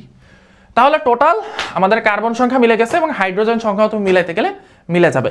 এই যে এই জিনিসটা ভাইয়া, এই জিনিসটার নাম হচ্ছে ইথাইল অ্যালকোহল। Ethyl alcohol. যারা ইথাইল অ্যালকোহল বুঝতেছো না তারা প্লিজ জৈব যৌগের ক্লাসটা দেখে আসো, তাহলে বুঝবা। এই জিনিসটা হচ্ছে আমাদের ইথাইল অ্যালকোহল, এবং ইথাইল অ্যালকোহল তৈরি হলে তার সাথে কি হয়? কার্বন ডাইঅক্সাইড হচ্ছে তৈরি হয়, ঠিক আছে? আচ্ছা, এবার আরেকটা জিনিস তৈরি হতে পারে, সেটা হচ্ছে ল্যাকটিক অ্যাসিড। এখন ল্যাকটিক অ্যাসিডের সংকেত কি সেটা আমাদের জানতে হবে। সো ল্যাকটিক অ্যাসিডের সংকেত হচ্ছে এইটা, CH3CCOOH, এই নিচে হচ্ছে OH, উপরে হচ্ছে H। এবার এখানে দেখো, আচ্ছা এইচটা হচ্ছে, এটা সুন্দর করে এখানে, ওহো আবার সেম সমস্যা, এই এইচটা হচ্ছে এখানে বসে। হ্যাঁ, তাহলে সুন্দর লাগে দেখতে। ওকে, মানে এইচটা হচ্ছে এটার সাথে মিশে যাইতে পারতো, তো এই জন্য সাইডে দিয়েছিলাম, বাট এটা এখানেই বসে। এবার এখানে কার্বন দেখো তো কয়টা? 1 2 3, 3টা কার্বন। এখানে আমরা জানি 6টা কার্বন আছে, তাহলে এখানেও 2 অ্যাড করে দাও, বাস হয়ে গেল। তাহলে আমাদের অবাধ শ্বসনে হয় হচ্ছে ইথাইল অ্যালকোহল এবং কার্বন ডাইঅক্সাইড তৈরি হবে, অথবা ল্যাকটিক অ্যাসিড তৈরি হবে। এই জিনিসটা হচ্ছে ল্যাকটিক অ্যাসিড, ল্যাকটিক অ্যাসিড, ঠিক আছে? ওকে ওকে। এবার আমাদের অবাধ শ্বসনের যে বিক্রিয়া, এই বিক্রিয়াটা তাহলে কি হবে বলতো? এটা কি একটা বিক্রিয়ায় লেখা যাবে? আমাদের এই যে অবাধ শ্বসন, এখানে যে একটা বিক্রিয়ায় লিখে দিছে, এই একটা বিক্রিয়া থেকে অবাধ শ্বসন লেখা যাবে? একটা বিক্রিয়াতে অবাধ শ্বসন লেখা যাবে না। সো অবাধ শ্বসনে অ্যাকচুয়ালি হচ্ছে দুইটা এন্ড প্রোডাক্ট হইতে পারে, গ্লুকোজ থেকে পাইরুভিক অ্যাসিড, এরপর পাইরুভিক অ্যাসিড থেকে হইলে এটা হইতে পারে, অথবা এটা হইতে পারে। তাহলে আমরা যদি অবাধ শ্বসনের বিক্রিয়াটা টোটালি লিখতে চাই, তাহলে আমাদের কিভাবে লিখতে হবে? লিখতে হবে হচ্ছে এভাবে, গ্লুকোজ C6H12O6, এটা থেকে হচ্ছে 2 অণু পাইরুভিক অ্যাসিড, তার মানে CH3COCOOH, এটা হচ্ছে আমাদের পাইরুভিক অ্যাসিডের সংকেত। ওকে, এবার এই পাইরুভিক অ্যাসিডটা থেকে হচ্ছে যদি ইথাইল অ্যালকোহল তৈরি হয়, ইথাইল অ্যালকোহল তৈরি হইলে আমাদের বিক্রিয়াটা এরকম হবে, এটুকু বুঝছো তো ভাইয়ারা, এটুকু বুঝছো তো, এটা কিন্তু গ্লাইকোলাইসিস, এটুকু তো বোঝার কথা, এটা গ্লাইকোলাইসিস। ওরে পিঠে টান পড়ছে। আচ্ছা, তাহলে এখানে ইথাইল অ্যালকোহল হলে হবে CH3 CH2O8। ওকে, তাহলে 2 ওই যে 2 বিদেশিরা বলে না 2। আচ্ছা, এটা হচ্ছে 2 অণু কার্বন ডাইঅক্সাইড, এটা হচ্ছে একটা বিক্রিয়া। আরেকটা বিক্রিয়া হচ্ছে C6H12O6। আচ্ছা, যদি এটা হয় তাহলে এখানেও তৈরি হবে পাইরুভিক অ্যাসিড CH3CO COH। দেন এখান থেকে তৈরি হবে হচ্ছে আমাদের 2 অণু ল্যাকটিক অ্যাসিড। সেটা কি? সেটা সহজ সংকেত হচ্ছে, ভুলে গেলে এভাবে লিখবা COH CH3COH, পরে এখানে হচ্ছে H, এখানে হচ্ছে OH। ঠিক আছে, ওকে। এবার দেখো বইয়ের মধ্যে যে বিক্রিয়াটা দিছে, বইয়ের মধ্যে বিক্রিয়াটা হচ্ছে ওরা মাঝখানের এই পার্টটা অমিট করে দিছে, সো এটা কোনো প্যারা না। ঠিক আছে, এই যে মাঝখানে জাস্ট এনজাইম দিয়ে বলছে, মানে এই পাইরুভিক অ্যাসিডের পার্টটা সরাই দিছে। সো তুমি যদি পাইরুভিক অ্যাসিডের পার্টটা বাদ দিয়ে দাও তাহলে হুবহু তুমি বইয়ের বিক্রিয়াটা পেয়ে যাবে। এবং এই প্রত্যেকটা ক্ষেত্রে এনজাইম হচ্ছে প্রভাবক হিসেবে কাজ করবে, এটাকে আর লিখতে হবে। ঠিক আছে, তো প্রত্যেকটাতে আমি লিখলাম, আমি জাস্ট এ লিখে দিলাম। ঠিক আছে, এ মানে এনজাইম, এ মানে এনজাইম। এবং এখানে কতটুকু শক্তি তৈরি হবে? মাত্র 56 কিলো ক্যালোরি পার মোল, অর্থাৎ প্রতি মোলে 56 কিলো ক্যালোরির শক্তি হচ্ছে তৈরি হবে। ঠিক আছে, আর কোথায় কোথায় হচ্ছে এই অবাত শ্বসন হয়? ব্যাকটেরিয়া এবং ইস্টে, কিছু ব্যাকটেরিয়া এবং ইস্টে অবাত শ্বসন হয়। এই হচ্ছে আমাদের অবাত শ্বসনের টপিক। সো আমাদের সবাত শ্বসন, অবাত শ্বসন শেষ। এবার আমরা দেখব হচ্ছে শ্বসনের প্রভাবক সমূহ, এবং শ্বসনের প্রভাবক সমূহর পরেই হচ্ছে আমাদের এই চ্যাপ্টারটা, মানে এই পার্টটা শেষ আর কি। আমাদের এরপরে সালোক সংশ্লেষণ পড়তে হবে, তাই না? এই চ্যাপ্টারের আরেকটা ইম্পর্টেন্ট টপিক। সো এখানে যে বলছে গ্লুকোজের অসম্পূর্ণ জারণ, এটার মানে হচ্ছে, যারা আমার রাসায়নিক বিক্রিয়া ক্লাসটা দেখছো তারা অলরেডি জারণ বিজারণ বোঝো। জারণ মানে হচ্ছে ইলেকট্রন ছাড়া। সো গ্লুকোজকে এখানে অসম্পূর্ণভাবে ইলেকট্রন ছাড়তে বাধ্য করা হয়েছে। গ্লুকোজ কিন্তু কমপ্লিটলি ভেঙে একটা কার্বনে পরিণত হয় না, মানে ওই যে কার্বন ডাইঅক্সাইডে পরিণত হয়নি। গ্লুকোজ কিন্তু স্টিল এখানে তোমার ইথাইল অ্যালকোহল আর হচ্ছে ল্যাকটিক অ্যাসিড, অর্থাৎ 2 কার্বন আর 3 কার্বনের মধ্যে আটকে আছে, 3 কার্বন বিশিষ্ট যৌগের মধ্যে আটকে আছে। এই জন্য এটা বলছে যে অসম্পূর্ণ জারণ। ঠিক আছে, এবার আসো প্রভাবক। প্রভাবক মনে রাখা না খুবই খুবই সহজ, খুবই সহজ। তুমি জাস্ট এইদিকে তাকাও। বাহ্যিক প্রভাবক মানে বাইরে থেকে যেই প্রভাবকগুলো কাজ করে, অভ্যন্তরীণ প্রভাবক মানে ভেতরের থেকে যে প্রভাবকগুলো কাজ করে। সো অভ্যন্তরীণ প্রভাবকগুলো বেশি সহজ। সো এটা আমি আগে দিই। দেখো, তোমার যদি খাদ্যই না থাকে, গ্লুকোজই না থাকে, তুমি শ্বসন করতে পারবা? তাহলে খাদ্য বেশি হইলে শ্বসন বেশি হবে, খাদ্য কম হইলে গ্লুকোজ শ্বসন কম। উৎসেচক, উৎসেচক মানে এনজাইম। তোমার যদি এনজাইম না থাকে শ্বসন হবে, কারণ প্রভাবক তো এনজাইম। কোষের বয়স, কম বয়সীরা কি করে? বেশি খাবার খায়। সো যারা হচ্ছে কম বয়সী কোষ বা যারা ভাজক কোষ, মানে যারা বিভাজিত হয়, তারা অবশ্যই কি করবে? বেশি বেশি খায়, যেহেতু বেশি বেশি শ্বসন করবে। অজৈব লবণ, অজৈব লবণ হচ্ছে প্রভাবক। ঠিক আছে, এনজাইম হিসেবে কাজ করে অনেক অজৈব লবণ। অজৈব মানে হচ্ছে যেগুলো জীব দেহে পাওয়া যায় না, মাটি থেকে পাওয়া যায়, খনিজ লবণ, সেগুলো। সো সেগুলো হচ্ছে শ্বসন প্রক্রিয়ার জন্য কাজে লাগে। এবং কোষের ভেতরের পানি, কারণ যত বিক্রিয়া আমরা দেখছি যে অ্যাসিড অ্যালকোহল সৃষ্টি, ক্রেবস চক্র, এই সবগুলো বিক্রিয়া হচ্ছে অ্যাকচুয়ালি পানির মধ্যে হয়, মানে কোষের ভেতরে যে পানি থাকে। সো পানি না থাকলে এগুলো হবে না। এবার আসো হচ্ছে আমাদের বাহ্যিক প্রভাবক, মানে বাইরের কি কি প্রভাবক কাজ করে। টেম্পারেচার, এটা খুবই ইম্পর্টেন্ট। শ্বসনের উত্তম তাপমাত্রা কত? 20 থেকে 45 ডিগ্রি সেলসিয়াস। অক্সিজেন, অবশ্যই সবাত শ্বসনে যেহেতু অক্সিজেন লাগে, অক্সিজেন বাইরে থেকে নিতে হয়। অক্সিজেন না থাকলে সবাত শ্বসন হবে না। পানি, তুমি যদি এনাফ পানি না দাও শরীরের ভিতরে উদ্ভিদের, তাহলে সবাত শ্বসন ঠিকমতো হবে না, মানে শ্বসনই ঠিকমতো হবে না। সবাত শ্বসন, অবাত শ্বসন দুইটাই, ও অবাত শ্বসন দুইটাই। আলো, তোমার শ্বসনের ফলে, শ্বসনের জন্য আমাদের যে অক্সিজেন লাগে, অক্সিজেন গ্যাস তো বাইরে থেকে নিতে হয়। এই অক্সিজেনটা, গ্যাসটাকে বাইরে থেকে ভিতরে নেয় কিভাবে? উদ্ভিদ পাতার সাহায্যে। পাতার মধ্যে যে পত্ররন্ধ্র বা ফুটা থাকে সেটার সাহায্যে। এখন তোমার যদি হচ্ছে এই পত্ররন্ধ্রই না খোলে, পত্ররন্ধ্র কিভাবে খোলে? পত্ররন্ধ্র হচ্ছে আলোর সাহায্যে খোলে। এটা হচ্ছে তোমাদের যখন প্রচ্ছেদন পার্টটা পড়াবো, আমি প্রচ্ছেদন চ্যাপ্টার পড়াবো, তখন হচ্ছে এটা দেখবা, মানে তোমাদের একটা চ্যাপ্টারে প্রচ্ছেদন আছে, সেখানে ইনশাল্লাহ এটা দেখাবো ভাইয়া। ঠিক আছে, সো আলোর সাহায্য হচ্ছে পত্ররন্ধ্র খোলে, সেটা দিয়ে অক্সিজেন ঢোকে। এই জন্য আলো শ্বসনে খুব ইম্পর্টেন্ট। কার্বন ডাইঅক্সাইড, বাতাসে যদি কার্বন ডাইঅক্সাইডের ঘনত্ব বেড়ে যায় তাহলে শ্বসনের হার কমে যায়। কারণ দেখো, শ্বসনেও কার্বন ডাইঅক্সাইড তৈরি হচ্ছে। তাহলে তুমি যদি অলরেডি দেখো যে কোন একটা প্রোডাক্টে পুরো মার্কেট সয়লাভ হয়ে গেছে, তুমি কি আবার তোমার কোম্পানি তৈরি বানাবা? সো গাছ যখন দেখে যে পুরো বায়ুমণ্ডলে কার্বন ডাইঅক্সাইডে ভরে গেছে, তখন সে কি আর কার্বন ডাইঅক্সাইড তৈরি করতে চাইবে? শ্বসনে তো কার্বন ডাইঅক্সাইড তৈরি হয়, এই জন্য তখন শ্বসন হচ্ছে কমে যায়। এবার আসো শ্বসনের গুরুত্ব। শ্বসনের মেইন জিনিসটা বলি, গুরুত্বগুলা খুবই খুবই ইম্পর্টেন্ট। এটা এসএসসি পরীক্ষার জন্য একদম hottest topic, hottest topic. So শ্বসনের গুরুত্ব কি? প্রথম গুরুত্ব হচ্ছে এটা আমাদের শরীরের অব্যবহারযোগ্য শক্তিকে ব্যবহারযোগ্য শক্তিতে পরিণত করতেছে। সেকেন্ড গুরুত্বগুলো হচ্ছে এইখানে লেখা আছে। কি কি? এটা আমাদের শরীরের জন্য বিভিন্ন পদার্থ তৈরি করে। কিছু কিছু ব্যাকটেরিয়া অক্সিজেনের উপস্থিতিতে বাঁচতে পারে না, তাদের ক্ষেত্রে অবাধ শ্বসন হচ্ছে তাদেরকে হেল্প করে।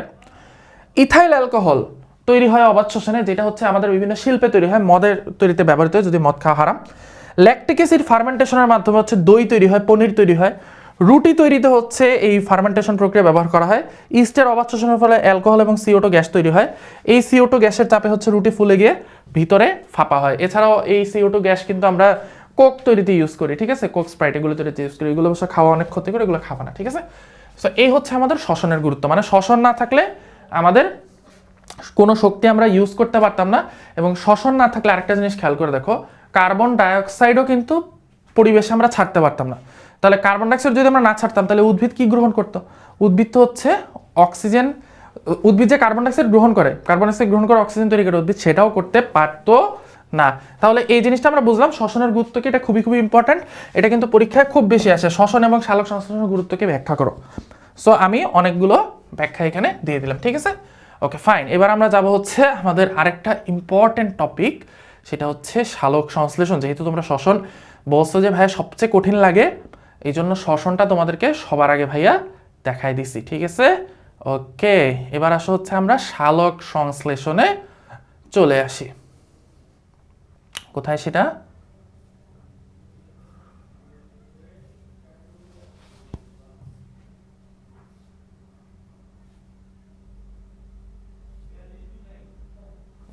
এই যে আমাদের সালোক সংশ্লেষণ। ওকে, চলো আমরা স্টার্ট করি সালোক সংশ্লেষণের পার্টটা। সালোক সংশ্লেষণ ওয়ার্ডটাকে যদি আমরা ভাঙি তাহলে আমরা দেখতে পাবো সালোক আর সংশ্লেষণ। এর মধ্যে সবুজ কালি দিয়ে লিখি, হ্যাঁ, কারণ সালোক সংশ্লেষণ যেহেতু সবুজ উদ্ভিদেই ঘটে। তো সা মানে হচ্ছে এখানে সহ, ওই বা আছে। এই সালোক এর মধ্যে হচ্ছে সযোগ আলোক, তার মানে এখানে মানে হচ্ছে আলো, আলো মানে আলোক মানে আলো, আর সংশ্লেষণ মানে তৈরি করা, তার মানে আলো সহ সামথিং তৈরি বা আলো সহ কিছু একটা হচ্ছে ভাইয়া তৈরি করা, ঠিক আছে। এটাই হচ্ছে সালোক সংশ্লেষণ। এখন আলোর সাহায্যে কি তৈরি করা?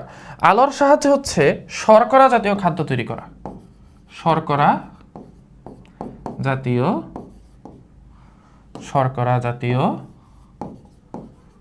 খাদ্য। সেই শর্করা জাতীয় খাদ্যটা কি? ওই যে শর্করা জাতীয় খাদ্যটাই হচ্ছে সেই গ্লুকোজ, যেটা আমরা ওই যে গোল্ড বার হিসেবে তুলনা করছি, ঠিক আছে, যেটা আমরা শ্বসনে ইউজ করছি। ওকে, শর্করা জাতীয় খাদ্যের মধ্যে একটা হচ্ছে গ্লুকোজ।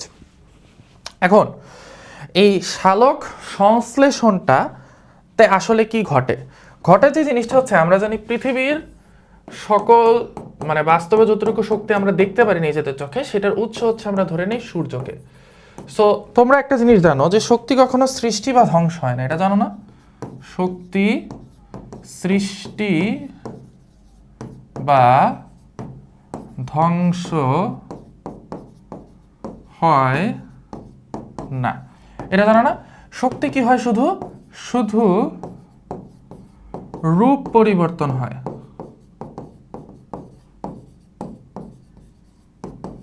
এটা তো জানো ভাইয়া, তাই না? শক্তির শুধু রূপ পরিবর্তন হয়, মানে একটা শক্তি আরেকটা শক্তিতে রূপান্তরিত হয়, বাট শক্তির কোনো সৃষ্টি হয় না বা ধ্বংস হয় না। এখন এই যে সূর্য আছে, এই সূর্য থেকে তৈরি হয় হচ্ছে আলোর শক্তি বা আলোক শক্তি বা আলো শক্তি। ওকে, এই আলোর যে শক্তিটা, এই আলোর শক্তিটা হচ্ছে পাতার উপরে এসে পড়ে, এই পাতার উপরে এসে পড়ে। এবং এই পাতার মধ্যে থাকা কিছু জিনিস, সেই জিনিসগুলো কি? সেই জিনিসটা হচ্ছে ক্লোরোফিল নামক একটা রং। ক্লোরোফিল কিন্তু অ্যাকচুয়ালি হচ্ছে একটা রং। এই ক্লোরোফিল নামক রঙের উপর যখন এই সূর্যের আলোটা এসে পড়ে, তখন এই ক্লোরোফিল নামক রংটা কি করে?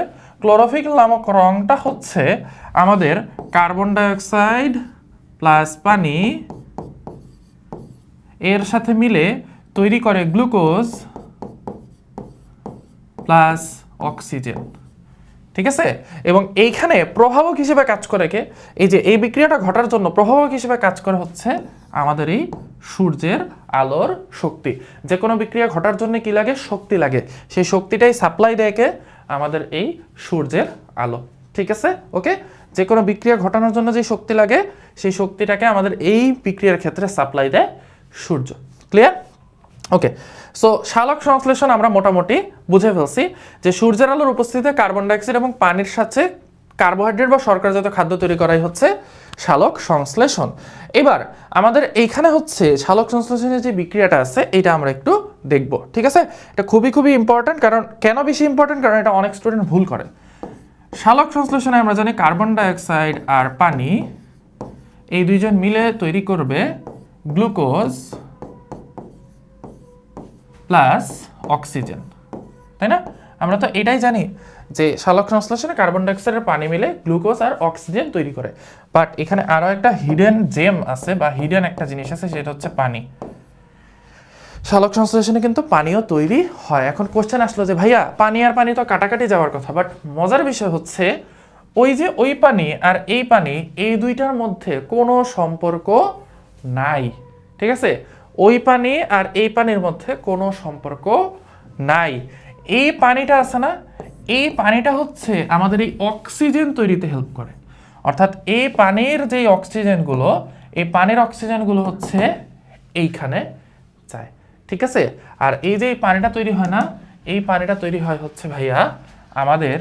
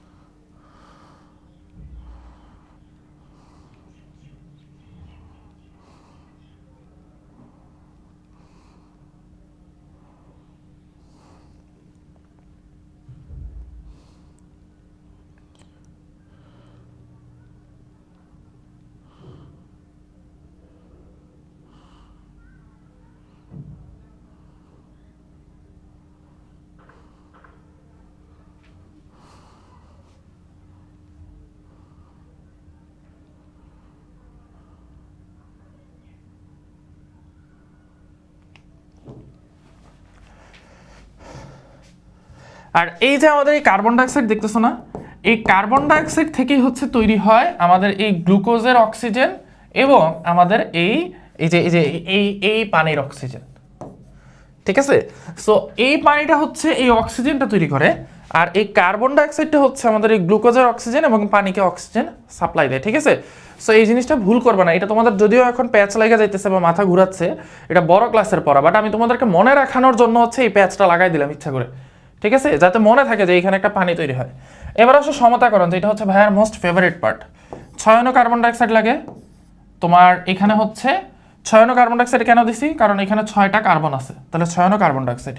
ওকে, আচ্ছা, এখানে হচ্ছে 6 অণু পানি, এখানে 6 অণু পানি, এখানে হচ্ছে 12 অণু পানি, ঠিক আছে। এখানে 12 অণু পানি কেন লাগে, কারণ এখানে যেহেতু 6 অণু অক্সিজেন, তাহলে 6 অণু অক্সিজেন বানাইতে হলে এখানে 12টা অক্সিজেন থাকা লাগবে, এই জন্য এখানে 12 অণু পানি, ঠিক আছে। না বুঝলে প্যারা নেই, এটা মুখস্থ করে ফেলবা, ঠিক আছে। এর আগেরটা কিন্তু মুখস্থ করতে বলি না, গ্লুকোজটা, বাট এটা মুখস্থ করে ফেল, মানে হচ্ছে তোমার শ্বসনটা, বাট এইটা মুখস্থ করে ফেলবা, ঠিক আছে। সো এটা হচ্ছে আমাদের সালোক সংশ্লেষণের বিক্রিয়া। এবং এখানে প্রভাবক হিসেবে কে থাকে, এখানে উপরে থাকে হচ্ছে আলো, আর নিচে থাকে হচ্ছে ক্লোরোফিল,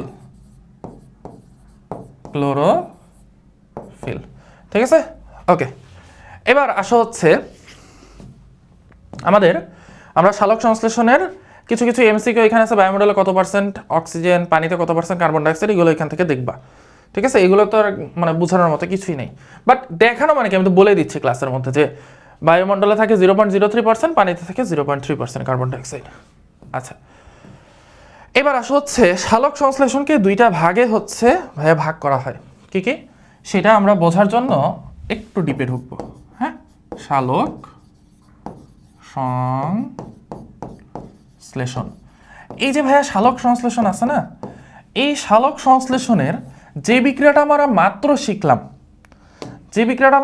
শিখলাম, এটাকে তো আমরা সালোক সংশ্লেষণের বিক্রিয়া হিসেবে জানি, বাট এই বিক্রিয়াটা হচ্ছে অ্যাকচুয়ালি আলোক নিরপেক্ষ পর্যায়ের বিক্রিয়া। আলোক নিরপেক্ষ পর্যায় মানে আলো ছাড়াও এটা চলতে পারে, নিরপেক্ষ মানে ছাড়া, ঠিক আছে। এইখানে আলোক নিরপেক্ষ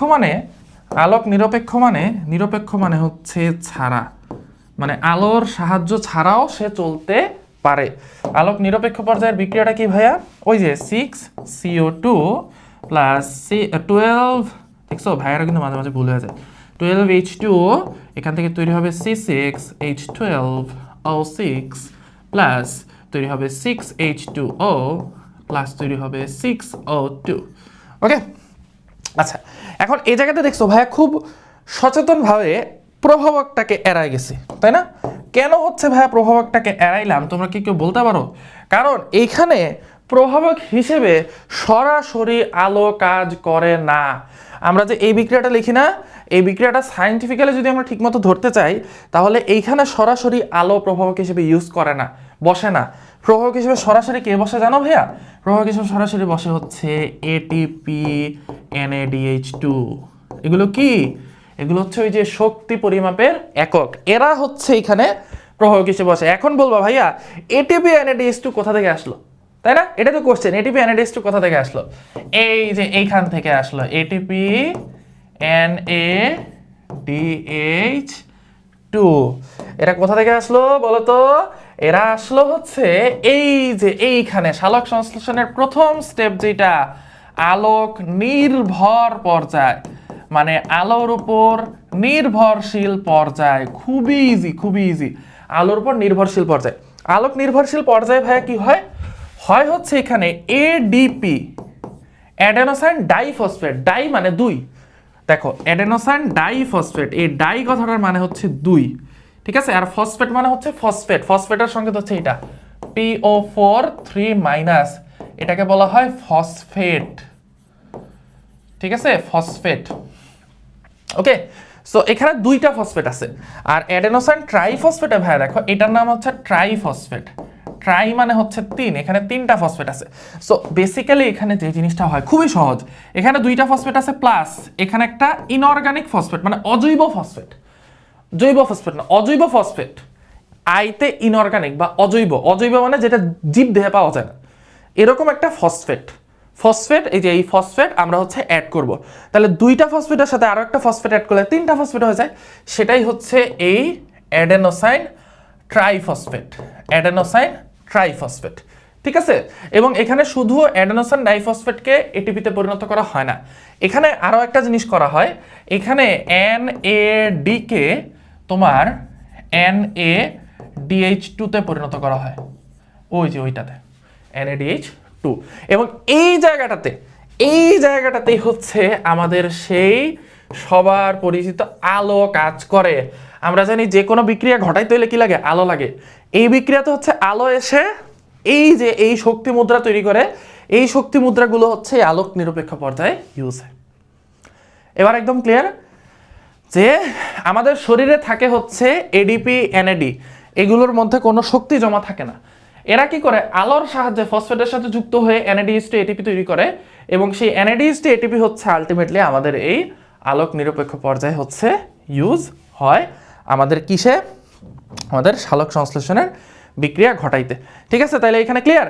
আচ্ছা, মানে যে NADH2 বলছি, NADH2 আর NADPH2 একই কথা তোমাদের জন্য। তোমাদের লেভেলে NADPH2 যেই কথা, তোমাদের লেভেলে NADH2 ও তোমরা একই কথাই বলবা, ঠিক আছে, এটা প্যারা নেই। আচ্ছা, এবার আসো হচ্ছে আমরা চলে যাই আমাদের পরের পার্টটাতে। আলোক নির্ভর পর্যায়ে এটা তো বুঝে গেছো, আশা করি এটা বুঝে গেছো। আচ্ছা, এখানে পানি বিয়োজিত হয়ে হচ্ছে যে পানির ফটোলাইসিস বলছে, এইটা অ্যাকচুয়ালি মানে অনেক টাফ পড়া দিয়ে দিছে, ঠিক আছে। এবং এটিপি তৈরির প্রক্রিয়াকে ফটোফসফোরাইলেশন বলে, এটা বুঝাইতে পারবো। চলো দেখি, ফটোফসফোরাইলেশন বলে যে এই প্রসেসটাকে বলা হয় ফটোফসফোরাইলেশন। কেন বলা হয় বলো তো?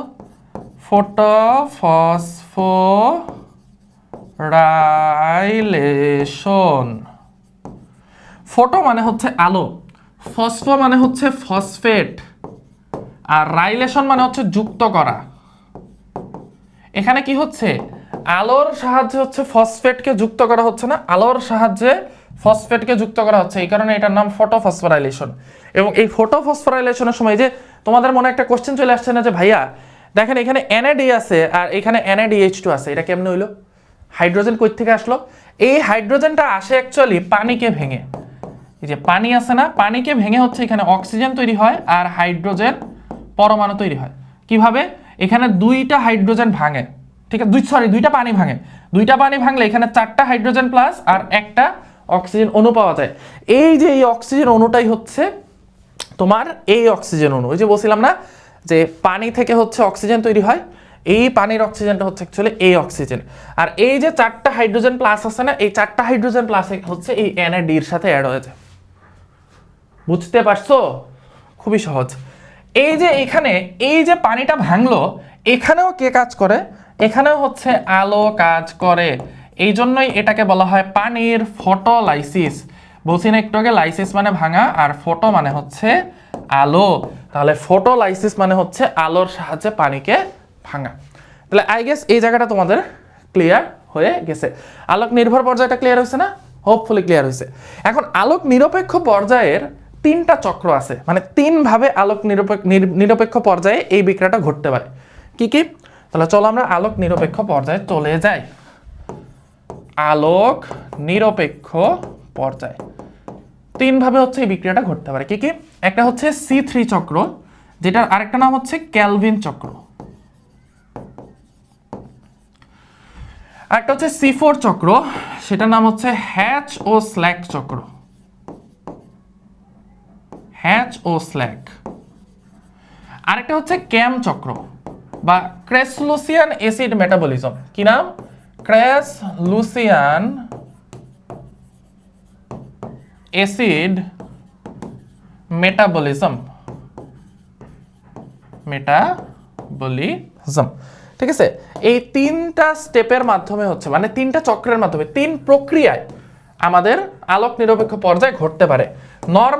নরমালি ভাইয়েরা আমাদের যে ম্যাক্সিমাম উদ্ভিদ আছে তারা হচ্ছে C3 চক্রের মাধ্যমে এই যে এই বিক্রিয়াটা কমপ্লিট করে।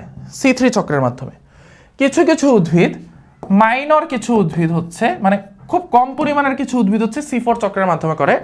আর স্পেশালি যারা মরুভূমির উদ্ভিদ আছে, মরুভূমির কিছু কিছু উদ্ভিদ, তাও সবার না, মরুভূমির মাইনর কিছু উদ্ভিদ হচ্ছে ভাইয়া ক্রেসলুসিয়ান অ্যাসিড মেটাবলিজমের মাধ্যমে তাদের এই চক্রটা কমপ্লিট করে। এখন আমি জানি তোমাদের মনে একটা কোশ্চেন চলে আসতেছে যে ভাইয়া আমাদেরকে একটু দেখায় দেন যে এই ক্যালভিন চক্র কিভাবে ঘটে, হ্যাচ স্ল্যাক চক্র কিভাবে ঘটে, এই জিনিসগুলো আমরা একটু দেখতে চাই, আমরা হচ্ছে এই জিনিসটা দেখতে চাই, এই ছবিটার মানে কি বুঝাইতে চাই। তাহলে চলো দেখি। এটা হচ্ছে, চলো আমরা বুঝাই তোমাদের। আচ্ছা, সো বেসিক্যালি আমরা এই ছবিটা এখন বুঝবো, ঠিক আছে, এই ছবিটা বুঝবো। আচ্ছা, এখানে হচ্ছে পুরো সালোক সংশ্লেষণটাকে অ্যাকচুয়ালি সামারি করে দেয়া আছে ওই ছবিটার মধ্যে। সো এটা একটা কোষ, এই যে এটা একটা কোষ, এটা হচ্ছে কোষের ভেতরে থাকা প্লাস্টিডের মধ্যে, প্লাস্টিড রাখতেছে, ঠিক আছে। সো দাঁড়াও, এটা হচ্ছে একটা কোষের মধ্যে থাকা প্লাস্টিড, ওকে, প্লাস্টিড। তাহলে এটা হচ্ছে কোষ, বাইরেরটা হচ্ছে কোষ, উদ্ভিদ কোষ অবশ্যই, এটা হচ্ছে প্লাস্টিড। এবার এই প্লাস্টিডের মধ্যে থালার মতো কিছু জিনিস থাকে, এদেরকে বলা হয় থাইলাকয়েড, ঠিক আছে। আমি এখানে 3টা থাইলাকয়েড রাখছি, এই 4টা, এরকম মোটামুটি টোটাল 10টা থেকে 100টা থাইলাকয়েড একসাথে স্তূপ আকারে থাকে। আমি এখানে 5টা দিলাম। সো এই জিনিসগুলো বেসিক্যালি হচ্ছে এক একটা থাইলাকয়েড, ঠিক আছে, থাইলাকয়েড। আর এই যে এইখানে যে প্লাস্টিডের ভেতরে যে তরল পদার্থটা আছে এটার নাম হচ্ছে স্ট্রোমা। সো বেসিক্যালি আমার যে আলোক নির্ভর পর্যায়টা আছে, মানে এটিপি আর NADH2 যে তৈরি হয় সেটা হচ্ছে এই থাইলাকয়েডের পর্দায় ঘটে। থাইলাকয়েডের যে যে পর্দাটা আছে না, এই পর্দার মধ্যে হচ্ছে এটিপি আর NADH2 তৈরি হয়। এবং আমি যে তোমাদেরকে বলতেছি না যে C3 চক্র, C4 চক্র, হ্যান চক্র, ত্যান চক্র, সেগুলো হচ্ছে এই যে C3 চক্র, C4 চক্র, ক্যাম চক্র, এরা হচ্ছে ঘটে কোথায়? এই স্ট্রোমার মধ্যে ঘটে, ঠিক আছে? ক্যাম্প চক্র না, হচ্ছে C3 আর C4 চক্র হচ্ছে এই যে এই স্ট্রোমার মধ্যে ঘটে, ঠিক আছে? সো বেসিক্যালি এখানে যে জিনিসটা হয়, আলো এসে হচ্ছে উপর থেকে পড়ে, দেন এখানে এটিপি তৈরি হয়, এই এটিপিটা হচ্ছে গিয়ে আবার C3 C4 চক্রে আমাদের বিক্রিয়াটাকে ঘটায়, ঠিক আছে? এখন তোমরা অনেকেই হচ্ছে জানতে চাইবে ভাইয়া C3 C4 চক্র কি জিনিসটা আসলে দেখান, কিভাবে হয় দেখান। সো চলো তোমাদেরকে দেখাই C3 এবং C4 চক্র, ঠিক আছে? বাট C3 C4 চক্র দেখে ভয় পায় না, আমি পুরোটা আঁকতেছি না, কারণ পুরোটা আঁকলে শুধু শুধু আমার পণ্ডশ্রম হবে। কেন পণ্ডশ্রম হবে বলতেছি ভাইয়া, কারণ C3 আর C4 চক্র তোমাদের সিলেবাসে নাই, ঠিক আছে? এবং পরীক্ষাতেও আসবে না, জাস্ট বেসিক কিছু জিনিস আসতে পারে। সো এই জন্য তোমাদেরকে দেখাইতেছি C3 অ্যান্ড C4 সাইকেল। আর ক্রেসুলোসিয়ান অ্যাসিড মেটাবলিজম না, এটা হচ্ছে তোমার ওই এইচএসসিতেও আসে না, বাট C3 C4 চক্র এইচএসসিতে আসে, এই জন্যই দেখাই। এই যে ভাই জুস চলে আসছে। আচ্ছা, কোনটা দেখানো যায় বলো তো? এই যে পাইছি, এটা একটা মোটামুটি দেখানো যায়।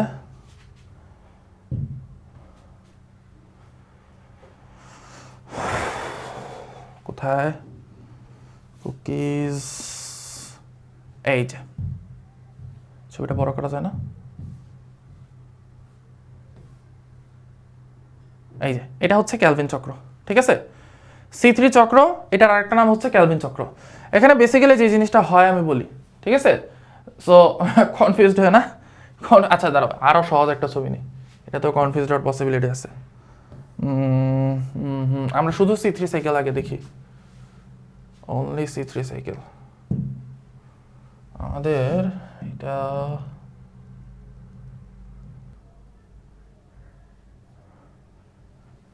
সো এইখানে দেখো, এটা হচ্ছে আমাদের C3 চক্র, এটা হচ্ছে C4 চক্র, ঠিক আছে? এখানে যদি একেবারেই সিম্পলিফাইড করে দেখাইছে, এখানে তোমরা দুই ধরনের কোষ দেখতে পাচ্ছ, একটা হচ্ছে মেসোফিল সেল আর একটা হচ্ছে বান্ডেল শীট সেল, তাই না? আচ্ছা, মেসোফিল সেল সেটা কি আমি বলে দেই। এই যে ধরো এটা হচ্ছে আমাদের একটা পাতা, ঠিক আছে? এখন পাতার তুমি যদি প্রস্থচ্ছেদ করো, মানে এরকম মাঝখান দিয়ে কাটো এবং এটাকে দেখো এভাবে, যেমন ধরো আমি বলি যে সাপোজ ধরো এটা একটা পাতা, ঠিক আছে? এটা একটা পাতা, এই পাতাটাকে তুমি যদি সাইড থেকে দেখো মাইক্রোস্কোপে, সাইড থেকে মাইক্রোস্কোপে দেখলে না ভাই তুমি এরকম পাবা। এটা হচ্ছে উপরের আবরণী কোষ, এটা হচ্ছে নিচের আবরণী কোষ, মানে এটা হচ্ছে পাতার উপরের দিক, এটা হচ্ছে পাতার নিচের দিক। মাঝখানে যেই কোষগুলো থাকে না, এগুলোরা বলা হয় মেসোফিল কোষ, ঠিক আছে? মাঝখানে যে কোষগুলো থাকে এগুলোরা বলা হয় মেসোফিল কোষ। এবং মেসোফিলের কোষের মধ্যে কিছু কিছু উদ্ভিদে একটা বান্ডেলের মতো থাকে, এটাকে বলা হয় বান্ডেল শীত কোষ, ঠিক আছে? আচ্ছা, সো ক্যালভিন চক্রতে যে জিনিসটা হয়, রুবিস্কো নামক একটা এনজাইম থাকে। এই রুবিস্কো এনজাইমটা কার্বন ডাইঅক্সাইড যে আছে না, সালোক সংশ্লেষণে কি নেয় উদ্ভিদ? Carbon dioxide. রুবিস্কো এনজাইমটাই কার্বন ডাইঅক্সাইডটাকে ধরে ফেলে। কার্বন ডাইঅক্সাইডটাকে ধরে রুবিস্কো এনজাইমটা কি করে? রাইবোলোজ 1,5 বিস ফসফেটের সাথে মিলিত করে। আমি তোমাদেরকে এখানে দেখাই, হ্যাঁ দেখাই দিই। রাইবোলোজ 1,5 বিস ফসফেট। রাইবোলোজ 1,5 বিস ফসফেট মানে বুঝো? রাইবোলোজ 1,5 বিস ফসফেট মানে হচ্ছে এখানে 5 কার্বন বিশিষ্ট একটা শর্করা থাকে, 5 কার্বন বিশিষ্ট একটা শর্করা থাকে। আচ্ছা, এটা পেছলা লাগে। রাইবোলোজ হচ্ছে 5 কার্বন যুক্ত একটা শর্করা, ঠিক আছে? এই 5 কার্বন বিশিষ্ট শর্করার মধ্যে বিস মানে বি মানে 2 আর ফসফেট মানে ফসফেট, তার মানে এই 5 কার্বন বিশিষ্ট শর্করায় 2টা ফসফেট থাকে, ঠিক আছে? এটা মুখস্থ নাম, রাইবোলোজ 1,5 বিস ফসফেট। এই রাইবোলোজ 1,5 বিস ফসফেটের সাথে কার্বন ডাইঅক্সাইডের মিলিত করায় দেয় হচ্ছে আমাদের রুবিস্কো এনজাইম। Rubisco enzyme.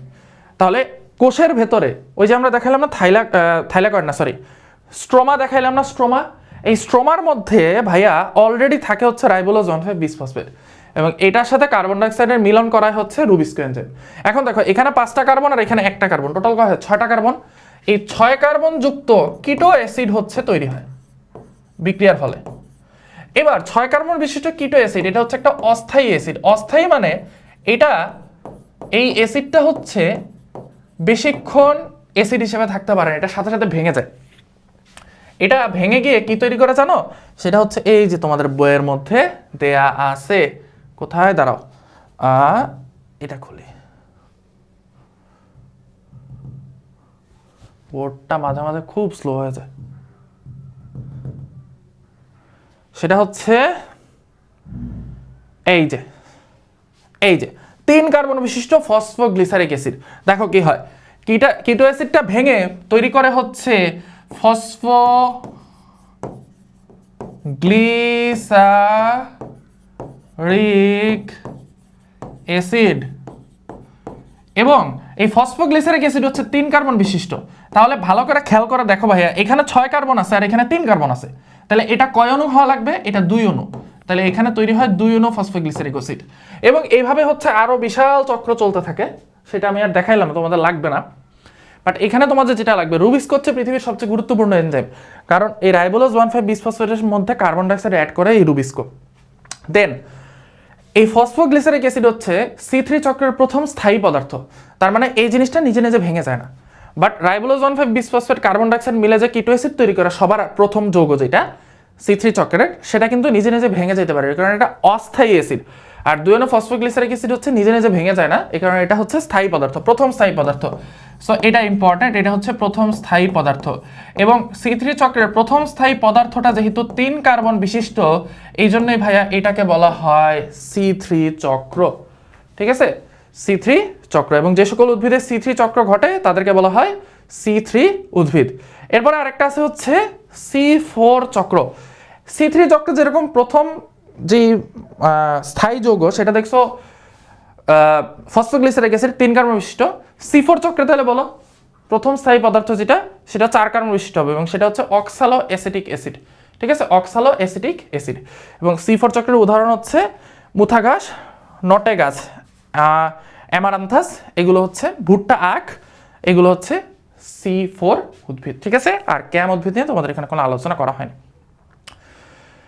এবার আসো ক্লোরোফিলের ভূমিকা। ক্লোরোফিলের ভূমিকা হচ্ছে যত বেশি ক্লোরোফিল থাকবে তত বেশি সালোক সংশ্লেষণ হবে, যদি ক্লোরোফিল কমে যায় সালোক সংশ্লেষণও কমে যাবে। আলোর ভূমিকাটা কি? আলো হচ্ছে মেইনলি বেগুনি এবং তোমার হচ্ছে এই যে লাল, নীল, কমলা, বেগুনি। অর্থাৎ দেখো আমাদের সিরিয়ালের মধ্যে কি আছে, বেনি আসহ কলা না, বেনি আসহ কলা। এর মধ্যে দেখো সবুজ কালার বাদে 2 সাইডে যারা আছে কলা আর বেনি, এরা হচ্ছে সালোক সংশ্লেষণে সবচেয়ে বেশি অংশ নেয়। এটা হচ্ছে এমসিকিউর জন্য মনে রাখবা। ঠিক আছে, আচ্ছা এবার আসো সালোক সংশ্লেষণের প্রভাবক। এটা ওই শ্বসনের মতোই। বাইরের প্রভাবক কার আছে? আলো কি করে? ওই যে পত্ররন্ধ্র খুলতে সাহায্য করে, তার ফলে কার্বন ডাইঅক্সাইড ঢুকে। তারপরে আলো হচ্ছে তোমার এমনিতেও সালোক সংশ্লেষণে শক্তি সাপ্লাই দেয়। এই দুইটা কাজ। কার্বন ডাইঅক্সাইড তো মেইনলি হচ্ছে ওই গ্লুকোজটা তৈরি করে, কারণ এই যে এখানে যে কার্বন ডাইঅক্সাইড এখানে যে কার্বন ডাইঅক্সাইড ঢুকতেছে, এরকম একটা কার্বন ডাইঅক্সাইড এখানে ঢুকলো, এরকম টোটাল 6টা কার্বন ডাইঅক্সাইড ঢুকে। 6টা কার্বন ডাইঅক্সাইড ঢুকে আলটিমেটলি রেজাল্ট হিসেবে এখানে তৈরি করে গ্লুকোজ C6H12O6। ঠিক আছে, যেটা আমাদের সালোক সংশ্লেষণে তৈরি হওয়ার কথা। তাপমাত্রা, এখানেও তাপমাত্রাটা খুবই ইম্পর্টেন্ট, 22 থেকে 35 ডিগ্রি সেলসিয়াস শ্বসনের তাপমাত্রা এবং সালোক সংশ্লেষণের তাপমাত্রা, এটা প্রত্যেকবার এমসিকিউতে আসে। পানি অফকোর্স লাগবে, কারণ হচ্ছে তোমার ওই যে পানির সালোক বিভাজনের মাধ্যমে কিন্তু তৈরি হয় ATP NADH2। অক্সিজেন অফকোর্স লাগবে তোমার, ওই যে এটা হচ্ছে ওই যে শ্বসনে কার্বন ডাইঅক্সাইড যেরকম বেড়ে গেলে শ্বসন কমে যায়, কারণ শ্বসনে কার্বন ডাইঅক্সাইড তৈরি হয়।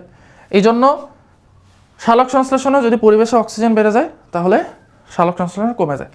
ঠিক আছে, এবার আসে হচ্ছে অভ্যন্তরীণ প্রভাবক। ক্লোরোফিল যত বেশি থাকে, মানে পাতার ভেতরের অবস্থা আর কি, পাতার বয়স যত কম হবে বা পাতার বয়স যদি একদম বেশি হয় তাহলে সালোক সংশ্লেষণ কম হবে, কারণ কম বয়সী পাতা আর বেশি বয়সী পাতা হচ্ছে সালোক সংশ্লেষণ কম করে।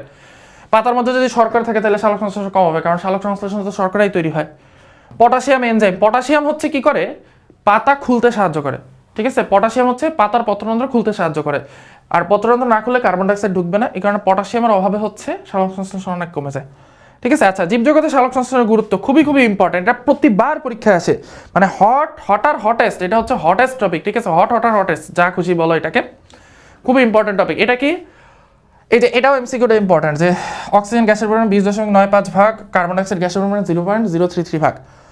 সালোক সংশ্লেষণ না হইলে পরিবেশে অক্সিজেন তৈরি হইতো না, সালোক সংশ্লেষণ না হইলে পরিবেশে গ্লুকোজ জাতীয় খাদ্য তৈরি হইতো না, আর এই গ্লুকোজ জাতীয় খাদ্য খেয়েই সবাই বেঁচে থাকে। তুমি দেখো, তুমি যা খাবার খাও সব গ্লুকোজ থেকে তৈরি। তুমি পাউরুটি খাচ্ছ, পাউরুটি তো সরাসরি গাছ থেকেই আসে। তুমি গরুর মাংস খাচ্ছ, গরু ঘাস খায়। তুমি যা খুশি, তুমি মাছ খাচ্ছ, মাছ হচ্ছে বেঁচে থাকে ছোট ছোট মাছ খেয়ে, বড় মাছ। ছোট ছোট মাছ বেঁচে থাকে জুওপ্লাঙ্কটন খেয়ে। জুওপ্লাঙ্কটন বেঁচে থাকে হচ্ছে সামুদ্রিক যে শ্যাওলা আছে সেগুলো খেয়ে। সেই শ্যাওলারা কিভাবে খাদ্য তৈরি করে? সালোক সংশ্লেষণের মাধ্যমে। এরপরে গাছের কি গুরুত্ব আছে, এটাই সালোক সংশ্লেষণের গুরুত্ব। যেমন আমরা নাইলন, রাবার, কাগজ, সেলুলোজ, ওষুধ, জ্বালানি, পেট্রোল, গ্যাস ইত্যাদি ইত্যাদি যা কিছু আছে, এই যে প্যারাটা পুরোটাই হচ্ছে সালোক সংশ্লেষণের গুরুত্ব। ঠিক আছে, এবং এটার প্রত্যেকটা কমা দিয়ে যা যা আছে না, কাগজ হচ্ছে একটা আলাদা গুরুত্ব, সেলুলোজ আলাদা গুরুত্ব। ঠিক আছে, এগুলো প্রত্যেকটা হচ্ছে আলাদা আলাদা এক একটা গুরুত্ব সালোক সংশ্লেষণের। ঠিক আছে, সো সালোক সংশ্লেষণের এটা খুবই খুবই আসে যে সালোক সংশ্লেষণের তুমি হচ্ছে গুরুত্ব ব্যাখ্যা করো এবং সালোক সংশ্লেষণের আলোক নিরপেক্ষ পর্যায়ে ব্যাখ্যা করো, আলোক নির্ভর পর্যায়ে ব্যাখ্যা করো, এগুলো হচ্ছে আসে। সো আই গেস এগুলো আমরা পারবো। এবার আমাদের লাস্ট টপিক সেটা হচ্ছে এটিপি। অলরেডি হচ্ছে আমরা এটিপি সম্পর্কে জেনে ফেলছি যে এটিপি হচ্ছে কি, শক্তি পরিমাপের একটা একক। এখানে তোমাদের সাথে আরেকটু ভিন্নভাবে পরিচয় করানো হয়েছে এটিপিকে। এটিপির এখানে ওই যে শক্তি পরিমাপের এককটা আছে না, এখন আমরা তো টাকা দিয়ে হিসাব করছি যে 1000 টাকা, এখানে টাকা না, এখানে বলছে কয়েন। এটিপিকে ধরা হয়েছে একটা শক্তির কয়েন হিসেবে। ঠিক আছে, শক্তির কয়েন, এই জন্য এটাকে বলা হয় শক্তি মুদ্রা। কয়েন বাংলা হচ্ছে মুদ্রা বা বায়োলজিক্যাল কয়েন বা জীববিজ্ঞানের কয়েন। ঠিক আছে, আচ্ছা এখন কথা হচ্ছে একটা এটিপির মধ্যে কতটুকু শক্তি জমা থাকে, একটা কয়েনে কত টাকা জমা থাকে। একটা কয়েনের মধ্যে হচ্ছে 7.3 কিলো ক্যালোরি। তুমি কিলো ক্যালোরিতে মাপলে 7.3 কিলো ক্যালোরি, আর যদি জুলে মাপো তাহলে 30.55 কিলো জুল শক্তি হচ্ছে জমা থাকতে পারে। এখন কথা হচ্ছে ভাইয়া এই ছবিটাতে কি করছে ভাইয়া বলেন তো একটু, এডিপি এটিপি এগুলো কি করতেছে বলেন। আচ্ছা এখানে আমি বলে দিই, এই ছবিটা খুবই খুবই সিম্পল একটা ছবি। তোমাদের এখনো এই চ্যাপ্টারটা ভাইয়া পড়াইনি দেখে হয়তো কঠিন লাগতেছে ইনশাল্লাহ। ঠিক আছে, সো আল্লাহর রহমতে ইনশাল্লাহ এটা পড়াবো। দেখো এটা হচ্ছে 5 কার্বন বিশিষ্ট শর্করা। ঠিক আছে, মানে এই শর্করাটার মধ্যে 5টা কার্বন আছে, এটা হচ্ছে একটা অণু। ঠিক আছে, এটা হচ্ছে শর্করার একটা অণু। ঠিক আছে, আচ্ছা এবং এইখানে হচ্ছে যুক্ত হয়েছে একটা নাইট্রোজেন যুক্ত ক্ষার বা নাইট্রোজেন গঠিত ক্ষার। তাহলে এখানে কি হয়েছে, 5 কার্বন বিশিষ্ট শর্করা আর নাইট্রোজেন যুক্ত ক্ষার, এই দুইটাকে একসাথে বলা হচ্ছে অ্যাডিনোসিন। ভালো করে খেয়াল করো, শুধু এই জিনিসটার নাম হচ্ছে অ্যাডিনিন, এটা তোমার আঁকা লাগবে না, এটার নাম হচ্ছে অ্যাডিনিন। ঠিক আছে, এটা অ্যাডেনো থেকে আসছে।